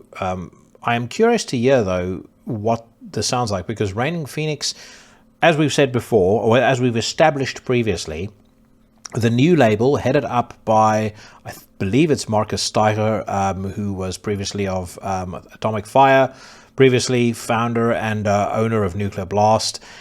He seems to be making some pretty big moves when it comes to Raining Phoenix, specifically signing Deicide. I think Kerry King came out on that label. He has scooped up a bunch of the bands that he's worked with since the Nuclear Blast days. I've never heard of Orden Ogan before, though.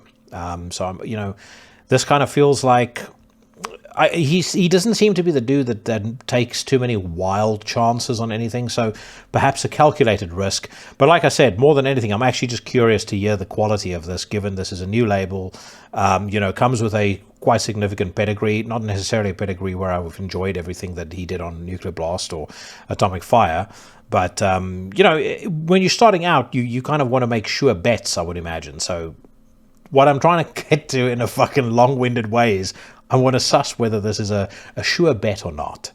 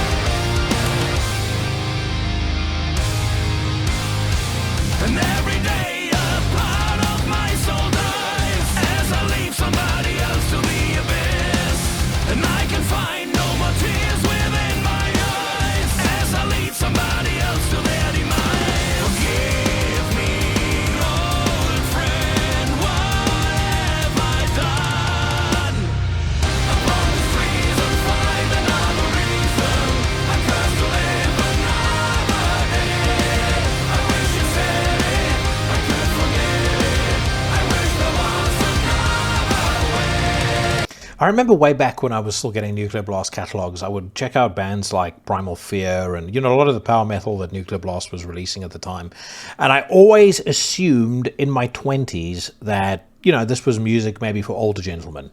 Guys that had come up with, Judas Priest maybe being like the heaviest thing on the face of the earth in their teens, and had kind of stuck to that power metal train, were now, I imagined, in their mid to late 40s and still rocking. I am now in my mid 40s, and I don't understand who's still listening to this kind of music, and I might be totally out of touch.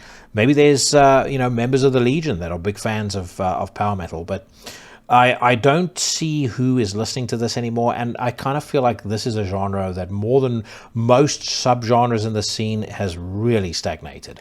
Like there's zero that I've heard from a power metal band over the course of the last 5 to 6 years that I believe is in any way new or a fresh idea introduced into the genre.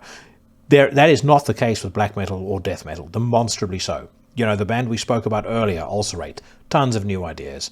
I mean, we will most likely on this very news rant discover more black metal bands doing things that are new and different and interesting.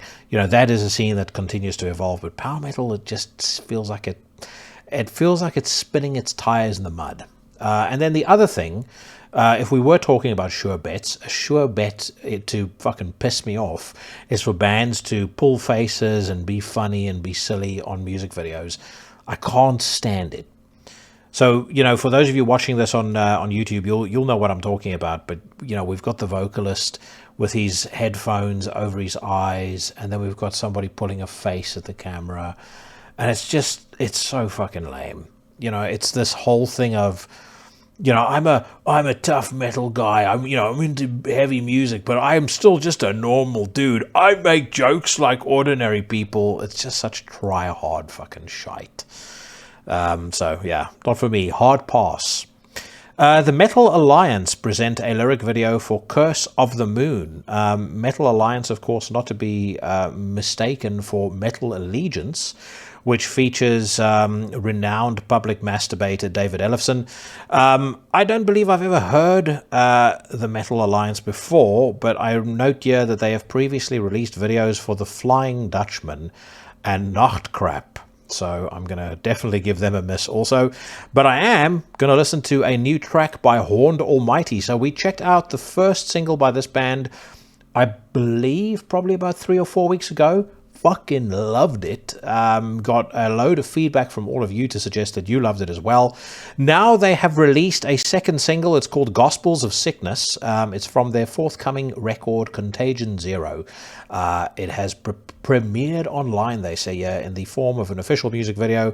The album drops on July the 5th via Soul Cellar Records. Without further ado, my friends, let's hear what it sounds like.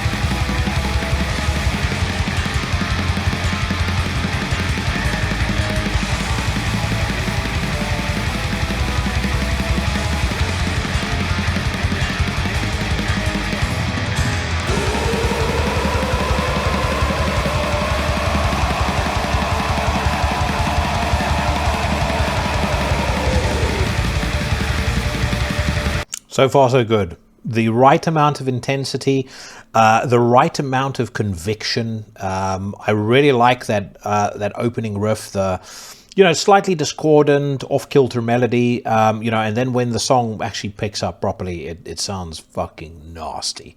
I really, really liked To Fathom the Master's Grand Design, which is the record that Horned Almighty put out previously. I remember discovering them back on Necro Spirituals, probably somewhere around kind of 2009, 2010. I remember specifically hearing them on a Terrorizer Fear Candy cover CD back when I was still a Terrorizer subscriber. Yeah, they have definitely picked up their game. There's no doubt about it. Both the songs that we've heard off Contagion Zero so far, to me, stomp a very major mud hole in everything that I've heard by Horned Almighty previously and walks it dry.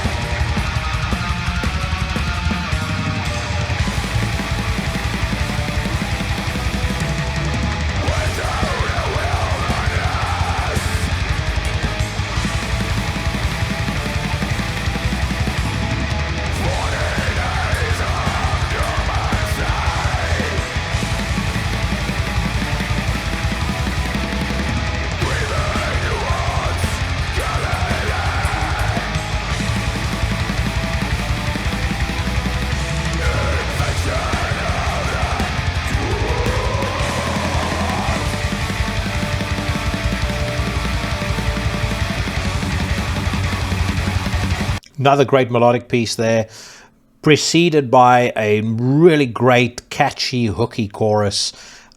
Superb delivery across the board. I particularly like Smert's vocals. This is a top-notch song, without a doubt. Great work by Harald Almighty, and I am very, very excited about this record. It is nuts to me, absolutely nuts, that we have we're actually not even past the halfway mark of the year yet. And the Harald Almighty record could very, very easily be on that contenders list, that long list for the top 30 of 2024. As I said to you guys a couple of weeks ago, I've been working on a working list where I have about 24 releases down already. And in any other year, you could distill that down to a very respectable top 20, and it would be, it would stand the test of time. People would look at it and go, that is a bumper year for music. We're not even at the halfway mark, like I said, of 2024 yet. And we've got enough there to do something respectable. I cannot imagine what it's going to be like by the end of this year. What an incredible time to be a fan of heavy music. Fleshguard Apocalypse have got a new studio album on the way. I think we listened to a new single not too long ago. Pendulum, I believe, is what it was called. Not one that I liked. And I mean, again, at the moment, my journey with Fleshguard Apocalypse is very much one of being a non-believer. I know a lot of people really like the band. I have never, ever found a single thing about them that appeals to me, but I'm always open. I'm open to have my mind changed. So we read here that symphonic death metal masters Fleshguard Apocalypse are excited to unveil details and their first single in connection with their upcoming new studio record. It is due out on August the 23rd via Nuclear Blast Records, and it's entitled Opera.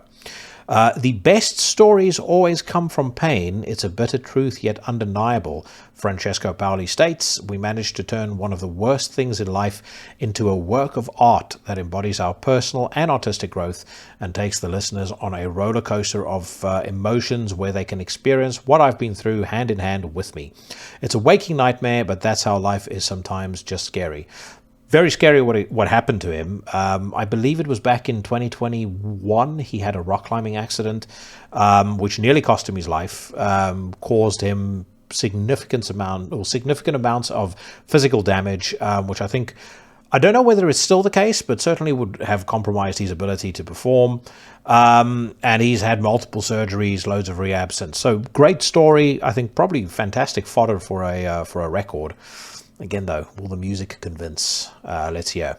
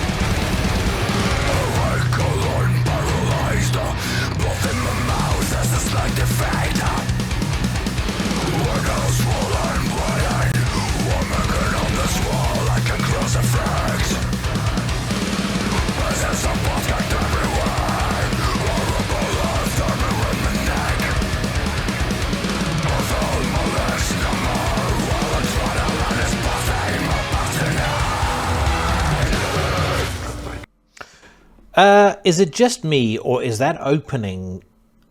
It's very heavily influenced by not quite a rip-off of, but it's certainly a play on Small Town Boy by Bronski Beat. As soon as I heard that opening, I was kind of expecting that very famous intro. I mean, most of you guys will know the song. If you don't know the song, go look it up and you'll see what I mean. I was kind of expecting that intro to give way to the main melody of that particular song. And actually, the riff, or the main riff of the track, when it actually speeds up, when it gets heavy, is kind of in tune with that as well. I mean, that's not necessarily a bad thing. Paradise Lost did a fantastic cover of that tune. So, you know, I wouldn't hold that against them, but I find myself in exactly the same place when it comes to Flesh God Apocalypse after 1 minute 27 seconds of that song. Just not convinced. Very well performed, really good production, but it's got that Cataclysm vibe to it that just does not convince me. It feels like no matter how much heaviness they pile on, there's just something about this that lacks the acidity, the poison, the malice. I think malice is actually the right word. The malice to really get my blood going. But let's give it another 90 seconds or so. Drop all my blood, turns this chronic to red. Tick-tock like a clock till my veins are emptied, and the wind blocks the heart like my soul disappears. But I'm not dead yet. Like a time of the flash of the fire in my eyes. Like a hammer with love in my arm and brain. While my soul knows a shell of the static in my grave. But I'm not dead yet. All I know is that a while left desire to die. I'm the swamp on the fight. Through the night. But this words I command to remain to myself. I'm not dead.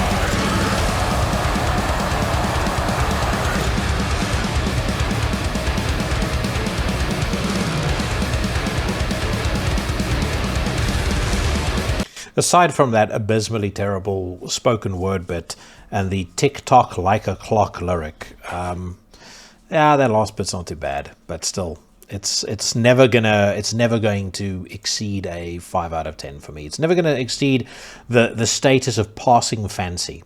One band, however, that does very readily exceed that, and a band that I am massively excited about their next record, ColdCell. They've dropped a new song called Hope and Failure. The article reads here, ColdCell have released an official video for Hope and Failure, the second single from their next full-length installment, Age of Unreason. It's due out on July the 26th via AOP Records. Once again, a couple of weeks ago, we heard the first single off of this record. I absolutely adore this band. That previous single blew me away. Let's hear what Hope and Failure sounds like.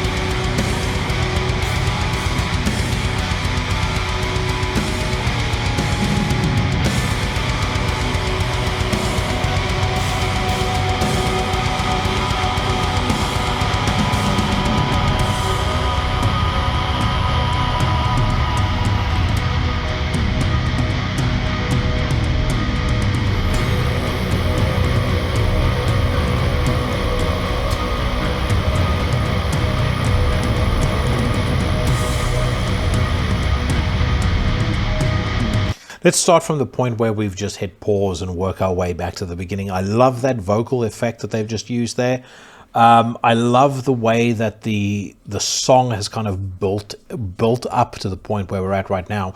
I just had a quick scan through the Age of Unreason track listing, and this is actually the opening track, which kind of makes sense. It feels like it's setting the stage for something bigger, something heavier, but very mesmerizing, very hypnotic, and a great use of atmosphere, of really kind of dark, claustrophobic atmosphere.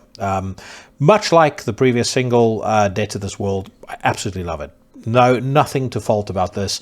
As I said when I listened to Dead to This World, if you've not paid any attention to the previous record this band put out, The Greater Evil, do yourself a favor and listen to it immediately. It is an absolute masterpiece.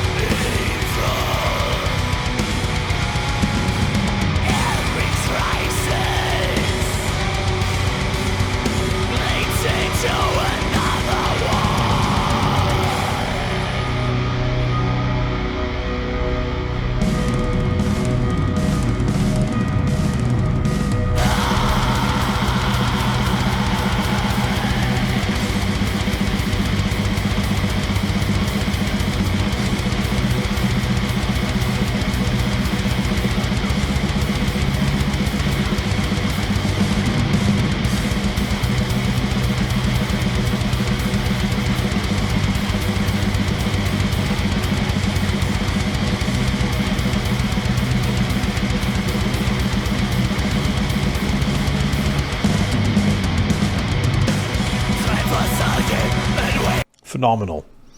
This is going to be a absolute certainty on my list of favorite albums of the year, unless for whatever reason the following tracks post the first song and the second single that we heard are complete and utter garbage.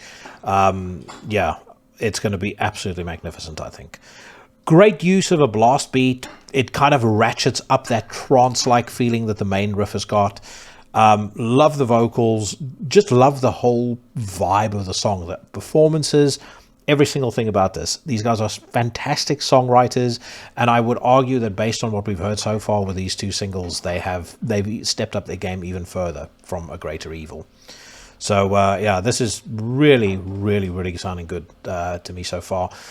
They're a band that I think would fit very well on the Fortress Festival lineup.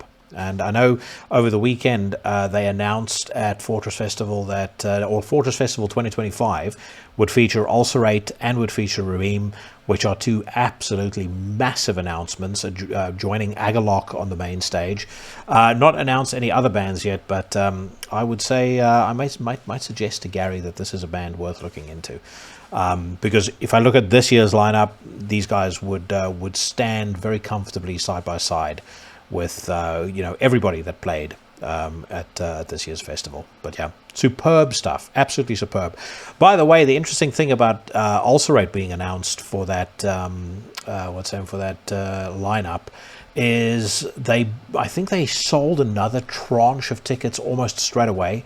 And again, I speak under correction, but I suspect they're now at a point where they're about 75% of the way sold out for next year's event, and that's off the back of announcing just 3 bands. Which is pretty incredible. So well done to those guys.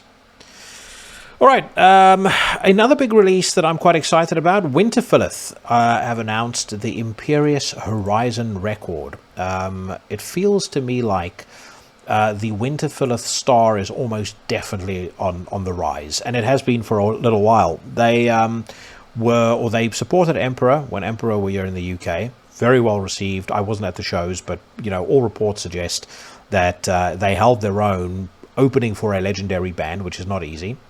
They were rapturously received at Inferno in a very challenging setup, or shall I say, at a very challenging place in the lineup, because they followed Mystirming. And let's be honest, I think the hardest job in black metal right now, as far as I'm concerned, is following Mystirming live. If you're in a band right now and you're on a bill and Mystirming are playing before you, demand that the order be reversed. But, you know, they came on stage, performed fantastically well. Audience really, really loved them. And so I kind of feel like now is absolutely the right time for them to put out an absolute banger of a record. And so it says here, on September the 1st, atmospheric black metal operatives Winterfylleth will return with a new long player titled The Imperious Horizon. To taste a first piece of the upcoming music, check out the Dishonor Enthroned single.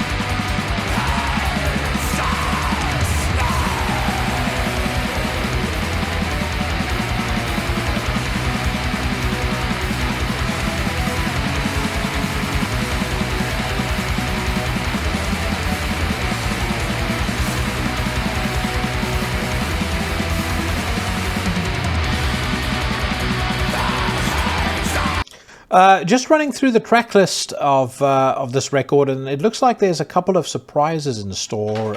There's a cover of one of my favorite Emperor songs, The Majesty of the Night Sky, taken off of In the Nightside Eclipse. Absolutely incredible, and one I think that they would be able to do justice to. And then there's also In Silent Grace, which is set to feature the great Alan Averill of Primordial, which, you know, that would be an absolute match made in heaven. Nice visuals to go with what is a very epic song. Love the melody. I feel like there's a little more testosterone in Dishonor Enthroned than I can recall hearing from Winterfylleth on pretty much everything, maybe with the exception of The Reckoning Dawn. I think with The Reckoning Dawn, they started to ratchet up the intensity quite a bit from the previous stuff that they had done. You know, kind of in just infusing the atmosphere with a little bit of beef, and they've done it again over here. Drumming sounds great, riffing sounds cool, vocals sound excellent.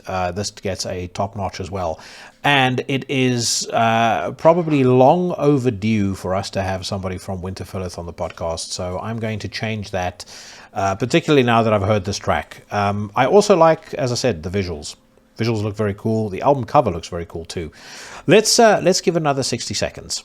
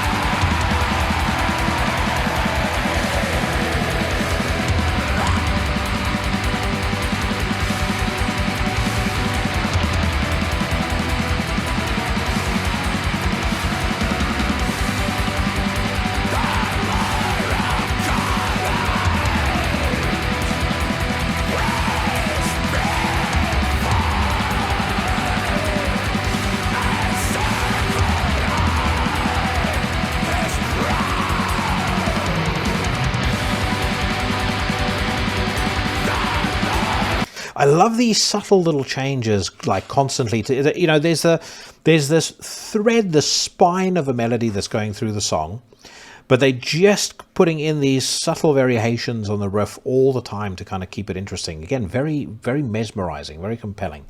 So yeah, loving this, absolutely loving it. All right, moving on, my friends. We've got Mord Cool signing a contract with Massacre Records. A new track by Def Leppard, Mizmor, to embark on a first European tour. Then we've got Black Lava putting out a new single. It's called Dark Legacy. I really, really liked the previous Black Lava single that we listened to. They were a band that skate the fine line between death and black metal. And that previous single really kind of leaned heavily towards the black metal side, which I thought suits the band really, really well. So it says here, as part of their forthcoming studio release, the Savage Winds to Wisdom, Australian blackened death metal unit Black Lava present another new song in preview called Dark Legacy. Let's hear what this one sounds like.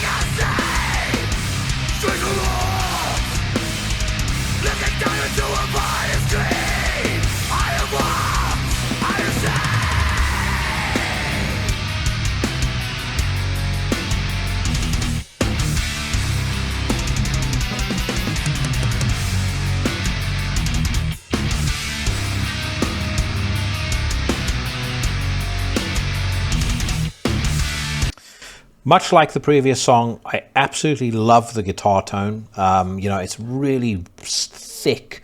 Just fucking hits you in the face. It's got a real punch to it. Love it. I think that Rob Watkins sounds absolutely unhinged behind the microphone.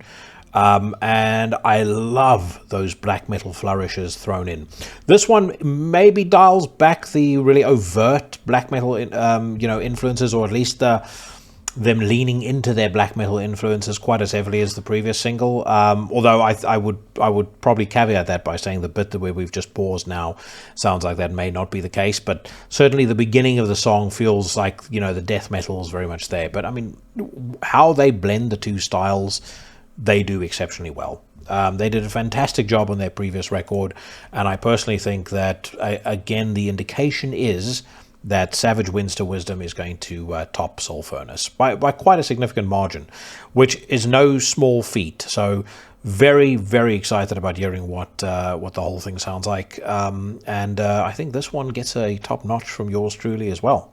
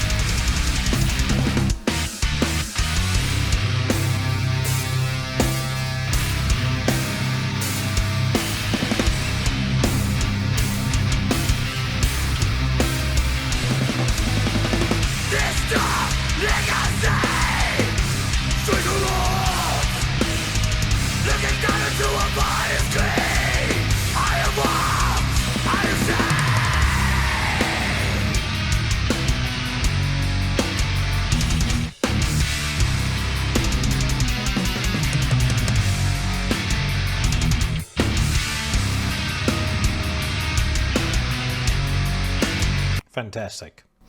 Another great example of why the Australian metal scene is so fucking awesome. Bands that just are slightly off axis, but deliver music that sounds brutish, but also brilliant. and you can add that to a list of great bands that are or great releases that are going to come out of Australia this year. Of course, we know Werewolves, their new record is imminent. They just put out a new music video a couple of days ago.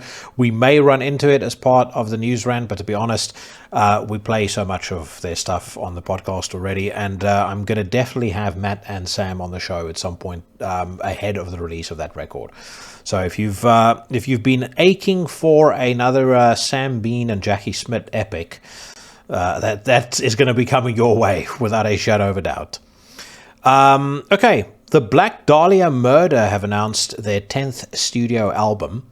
It says here the Black Dahlia Murder are ready to release their 10th full-length offering, Servitude, on September the 27th via Metal Blade Records. The guitars, bass, and vocals were recorded at guitarist Brandon Ellis's home studio in New Jersey. The drums were recorded by Mark Lewis in Nashville, and the album was also mixed there. Alongside the disclosed details, you can give a spin to the first preview track, Aftermath. I think it is an incredibly difficult task, an unenviable task to put somebody into the vocal booth on this band, or for this band, when the previous vocalist is considered to be absolutely iconic in the scene, and passed away, departed the band under incredibly tragic circumstances. I've seen some comments posted on Twitter recently about a recent live show that they did, though, and everybody seems to really like Brian Eschbach, I think that's how I pronounce his surname, who has replaced Trevor, but not easy shoes to fill, especially not with the weight of expectation that'll come from the fans. That being said, let's hear what Aftermath sounds like.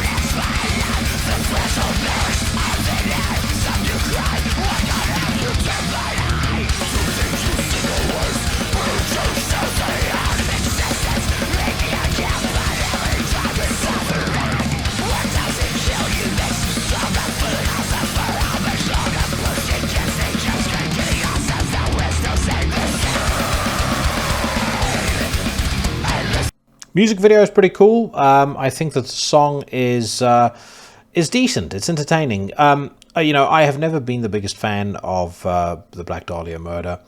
I feel like they are a gateway band, which is great. It's good that they will help introduce people to other heavier stuff. But I think for an old head, there's not a lot that they necessarily offer that you haven't heard a load of other bands do over the course of the last 3 decades, particularly 1990 to 1999. But that being said, I think that Brian Eschbach sounds good. I think the band sound in top form, and without a doubt, kudos to them for carrying on. A lot of other bands would have called it a day, but it's kind of like the situation with Riley and Power Trip, where I don't think that it's right that a band like that quits, when their star was very much on the ascent. And there's no doubt that the Black Dahlia Murder were going places after Verminous back in 2020. So, it's not just the work of one man that got them to that point, and the other members in the band should get to reap the rewards of the hard work they've put in. And this band has been massively prolific. I mean, 10 studio albums over the course of a 23-year career. That's they're busy. They don't rest. They don't sit on their laurels. But as I said, the song, just for me personally, it's not something that necessarily is gonna, it's gonna get me excited. But I can for certain see it getting a lot of folks, getting their blood pumping is the phrase I'm looking for. And I was stuttering and stammering there like a simpleton because I just noticed that Forgotten Tomb have got a new single out. It's called A Chill That You Can't Taint. It is taken from their forthcoming album Night Floating, which is due out on July the 12th on Agonia Records. And the reason why I was briefly lost for words is because I remember Dale Patterson talking about Forgotten Tomb and a particular record that he regarded as incredibly influential, and I can't quite remember what that record was. I do remember, though, that the previous Forgotten Tomb album I quite enjoyed, so let's hear what A Chill That You Can't Taint sounds like.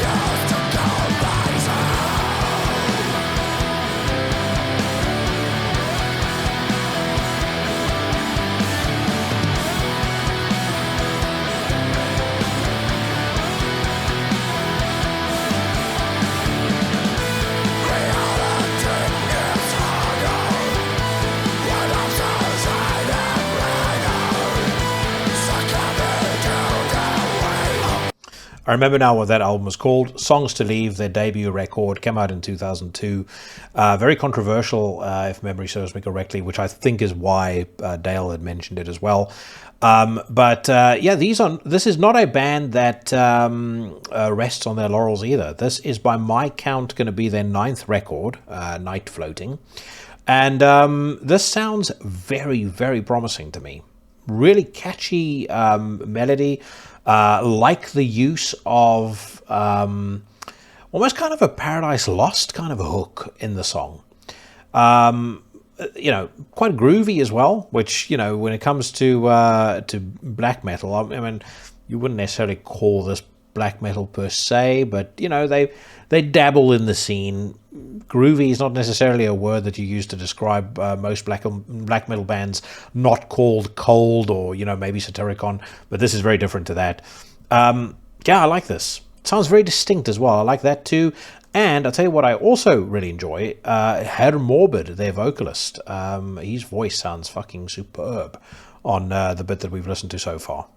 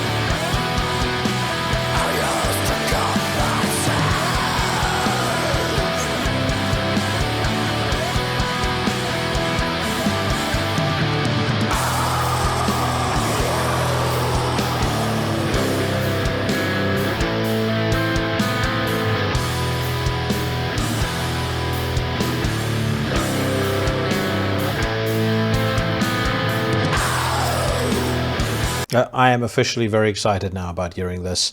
That bit that we've just paused on with that melody sounds fucking fantastic.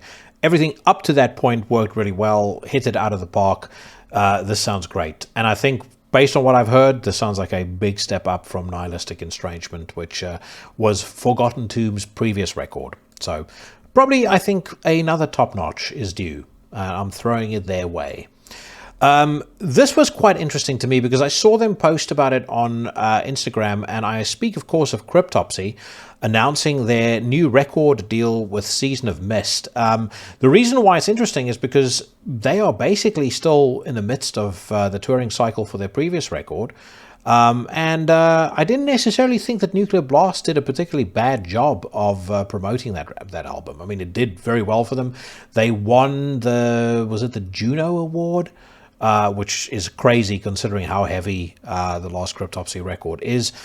But either way, it says here that Cryptopsy are pleased to announce the signing of a new record contract with French label Season of Mist.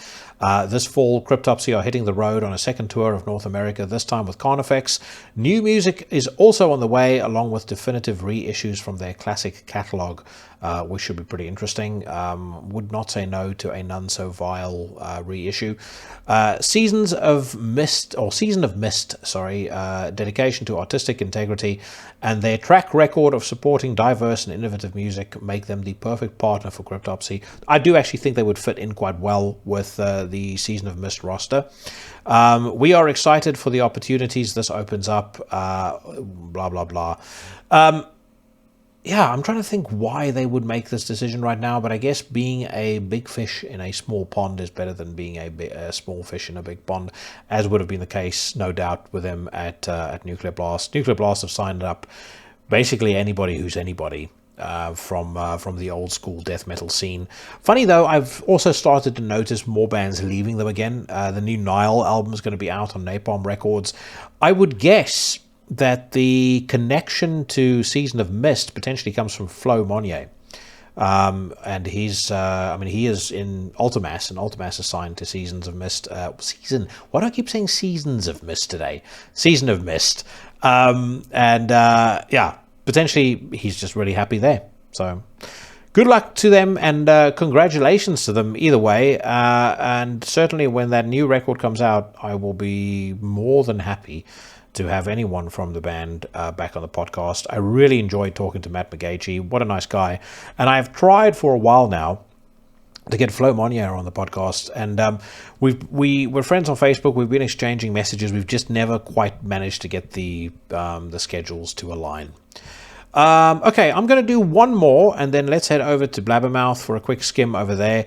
Ulcerate sign to Century Media and present a new single. It says here, after signing a new contract with Century Media Records, the Icelanders, Ulcerate, concurrently premiere a music video for their newest single called Hin Helga Kval. It's a song about dying, says... I'm going to fuck up his name so badly, but I'm going to go ahead and do it in any case. Adalbjorn Trevarsen, guitars and vocals, about Hin Helga Kval. It's about the realization that you will die sooner rather than later, consciously witnessing the end of your own world. It's one's own personal idea of a Ragnarok or Armageddon. What happens afterwards? Are we reborn, or are we simply food for the worms?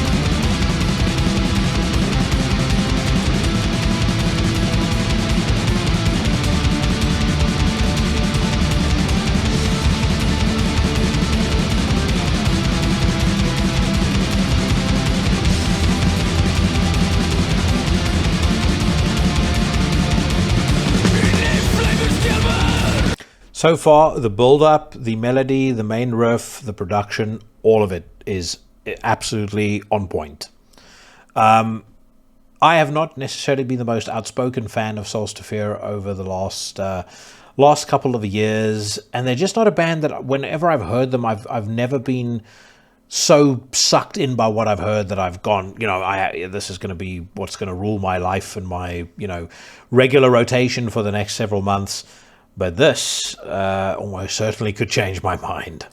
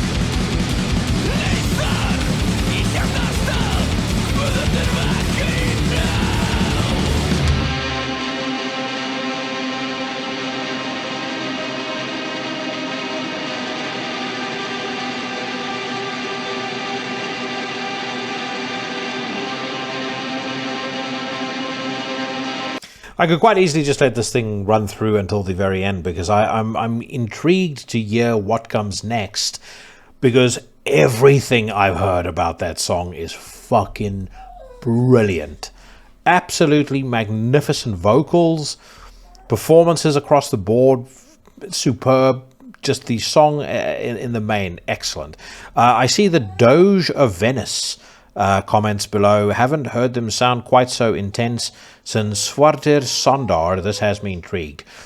I feel like I'm going to have to go back over the Ulcerate back catalogue now. By the way, you can hear the dog making a racket in the background. God knows why. She sometimes can be a little attention starved, and then I get it in the neck. She was howling so much on a work call that I was on not too long ago that I actually had to stop the work call, pay attention to her, and jump back on. But anyway, back to the business at hand. Ulcerate, that is fucking fantastic. Absolutely fantastic. Beyond top notch. Okay, let's go to Blabbermouth as we close things off for this week. Gene Simmons says, I'm sad that I wasn't more hard on Ace Frehley and Peter Criss. John Karabi explains he's quagmire when it comes to answering questions about Motley Crue. Ted Nugent, to be against hunting is to literally have no soul. I'm not a hunter myself, but I have had some quite interesting conversations with people that work at the nature reserves and the game reserves that we go to when we're in South Africa on safari. And they did explain to me that without hunting, and when I say hunting, I mean, not canned hunting, the fucking bullshit where, a lion is in a cage and, a guy with a machine gun blows the thing up. I'm talking about like actual game hunting, meat is used for me. The meat is harvested and used. He did explain how and why that is so necessary for the ecosystem, for the animals to survive generally. But it's such a fucking emotive subject. People just, as soon as you start to talk about it, they will, if they have strong feelings one way or the other, they'll fly off the fucking handle about it. Much like many things in life. I myself will absolutely not. As much as I love eating meat, I don't think that I could stare through the scope of a rifle and pull the trigger on a deer or something like that. Maybe if we got to a point where the old World Economic Forum forbid us from eating meat, we had to move to subsistence living here on the compound, maybe I would be be persuaded to feel otherwise about that. But for right now, if somebody says, hey, let's go hunting, one of the last things on my list I'd feel like doing. Deicide's Glenn Benton, the internet has made the world a really stupid place. I am going to disagree with Glenn. I don't necessarily think that the internet has made the world a stupid place. As a matter of fact, I think the internet has placed so much information and so much data at people's fingertips that, by definition, in theory, it should have made the world a much smarter place. And I think in some pockets it almost certainly has. But what I do think that the internet has done is, and this is particularly true of social media, it has damaged cohesion in society without a single shadow of a doubt by creating these echo chambers, these pockets of validation where people with very ignorant ideas can gain reinforcement very quickly for those ignorant ideas, and thus have no incentive to step outside their box and actually educate themselves on something, or hear out dissenting opinions. And that's true across the board, left or right. I think that tied to that, the internet has served to significantly inflate a lot of people's sense of self-importance. And a lot of people now feel that because they are who they are, their voice deserves to be heard. And not only does it deserve to be heard, people should pay as much attention to their opinion as they would to folks whose expertise far outweighs, their opinions on, whatever subject is the one at hand. So I think those two things are particularly bad. So yeah, I mean, but again, I wouldn't say that it's made the world a stupid place. And we've spoken a lot about social media being shit and this, that, and the other on this podcast. But let's also not miss out on the very good things that the internet and social media has done. Without social media, this podcast wouldn't exist. Certainly, it wouldn't be in the shape that it's in today. I have met so many great people through Instagram and Facebook doing this podcast. I've been able to connect with the Horsemen. I've been able to build up the Legion. A lot of the bands that I got on the podcast, particularly in the early days, that was done through social media. And I think that as much as there are times when I'll watch Once Upon a Time in Hollywood and go, man, I wish I lived in the 60s. But I think the reality of living in that time, or living without the internet, based on everything that we have at our fingertips right now, versus just thinking about it, I think the reality is potentially not going to be as great as you might expect. Maybe it's fun thinking about it from time to time, but I think the reality of it will be a complete and utter fucking disaster. And if you feel differently, then go for a week without the internet. It's nice to unplug, but at the same time, modern technology and modern convenience, I don't think is a bad thing. I think what is a bad thing is the way that it is misused by the governments, by the politicians, by the powers that be. That's a whole different, conversation. But one thing I will say, if you are one of my American audience and you look at your political landscape over in the States and think you've got it bad, spare a thought for us over here in the UK. Our elections are coming up, and if you take a gander at our political landscape, we basically have two choices: slow poison or just taking the cyanide pill straight away. Voting for the fucking cretins and simpletons and buffoons that architected the destruction of this country and have slowly been willing us that way over the course of the last 12 years, or the lunatics who will just accelerate us to our inevitable demise. I mean, that is basically our two choices here. So, when it comes to that versus Slow Joe or Orange Man Bad, I would roll the dice with either of those before I succumb, before I support the fucking morons that we have on offer in the UK. And I don't know whether that means that at some point Mean Street Studios will have to relocate stateside, or perhaps even to Australia. We'll have to see. But I'm certainly not very positive about politically what the next at least 5 years holds for the UK. Okay, let's see if there's Let's see if there's anything else for us to check out before we wrap up. Geezer Butler on the possibility of one more original lineup Black Sabbath concert. We'd all love to make it happen. I think a lot of people would love to see that, and that includes me. I'm not sure whether it would be able to happen, though. I mean, could Ozzy at this point get through an entire set? Not so sure about that. Then finally, we're going to wrap up with Max Cavalera saying that he is open to a reunion of Sepultura's classic lineup as long as we do it the right way. In a new interview with Sakis Fragos, publisher and chief editor of Rock Art Greece, founding Sepultura guitarist and vocalist Max Cavalera was asked if he has been approached by the current lineup of the band to take part in what will eventually be Sepultura's final concert at the end of the group's ongoing farewell tour. He responded, "I've not been approached. In fact, I think I saw one thing Andreas Kisser said, why are we going to ask Max? Or Max and Igor, they are going to spoil the party," which is very typical of Andreas to say that. I don't know.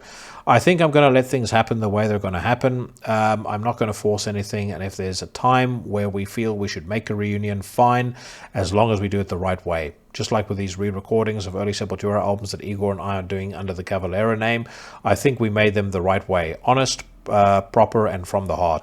Totally agree with that. They have tapped into some fucking otherworldly magic with these re-recordings, I've got to say.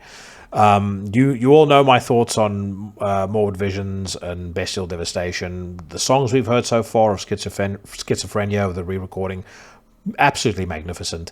And I would wager a bet that if they did play a couple of songs together, if the Sepultura gang, the classic Sepultura lineup, Igor, Max, Paolo, and Andreas got on stage, played a couple of songs together, I suspect it's not going to just be for one song, one show. I think we may see more music come down the pike, which would be a shame if you are Derek Green, because and I really like Derek, which is why I'm saying this. I think he's a great guy. I think he's a great frontman. But there's a different energy going on in that Cavalera camp.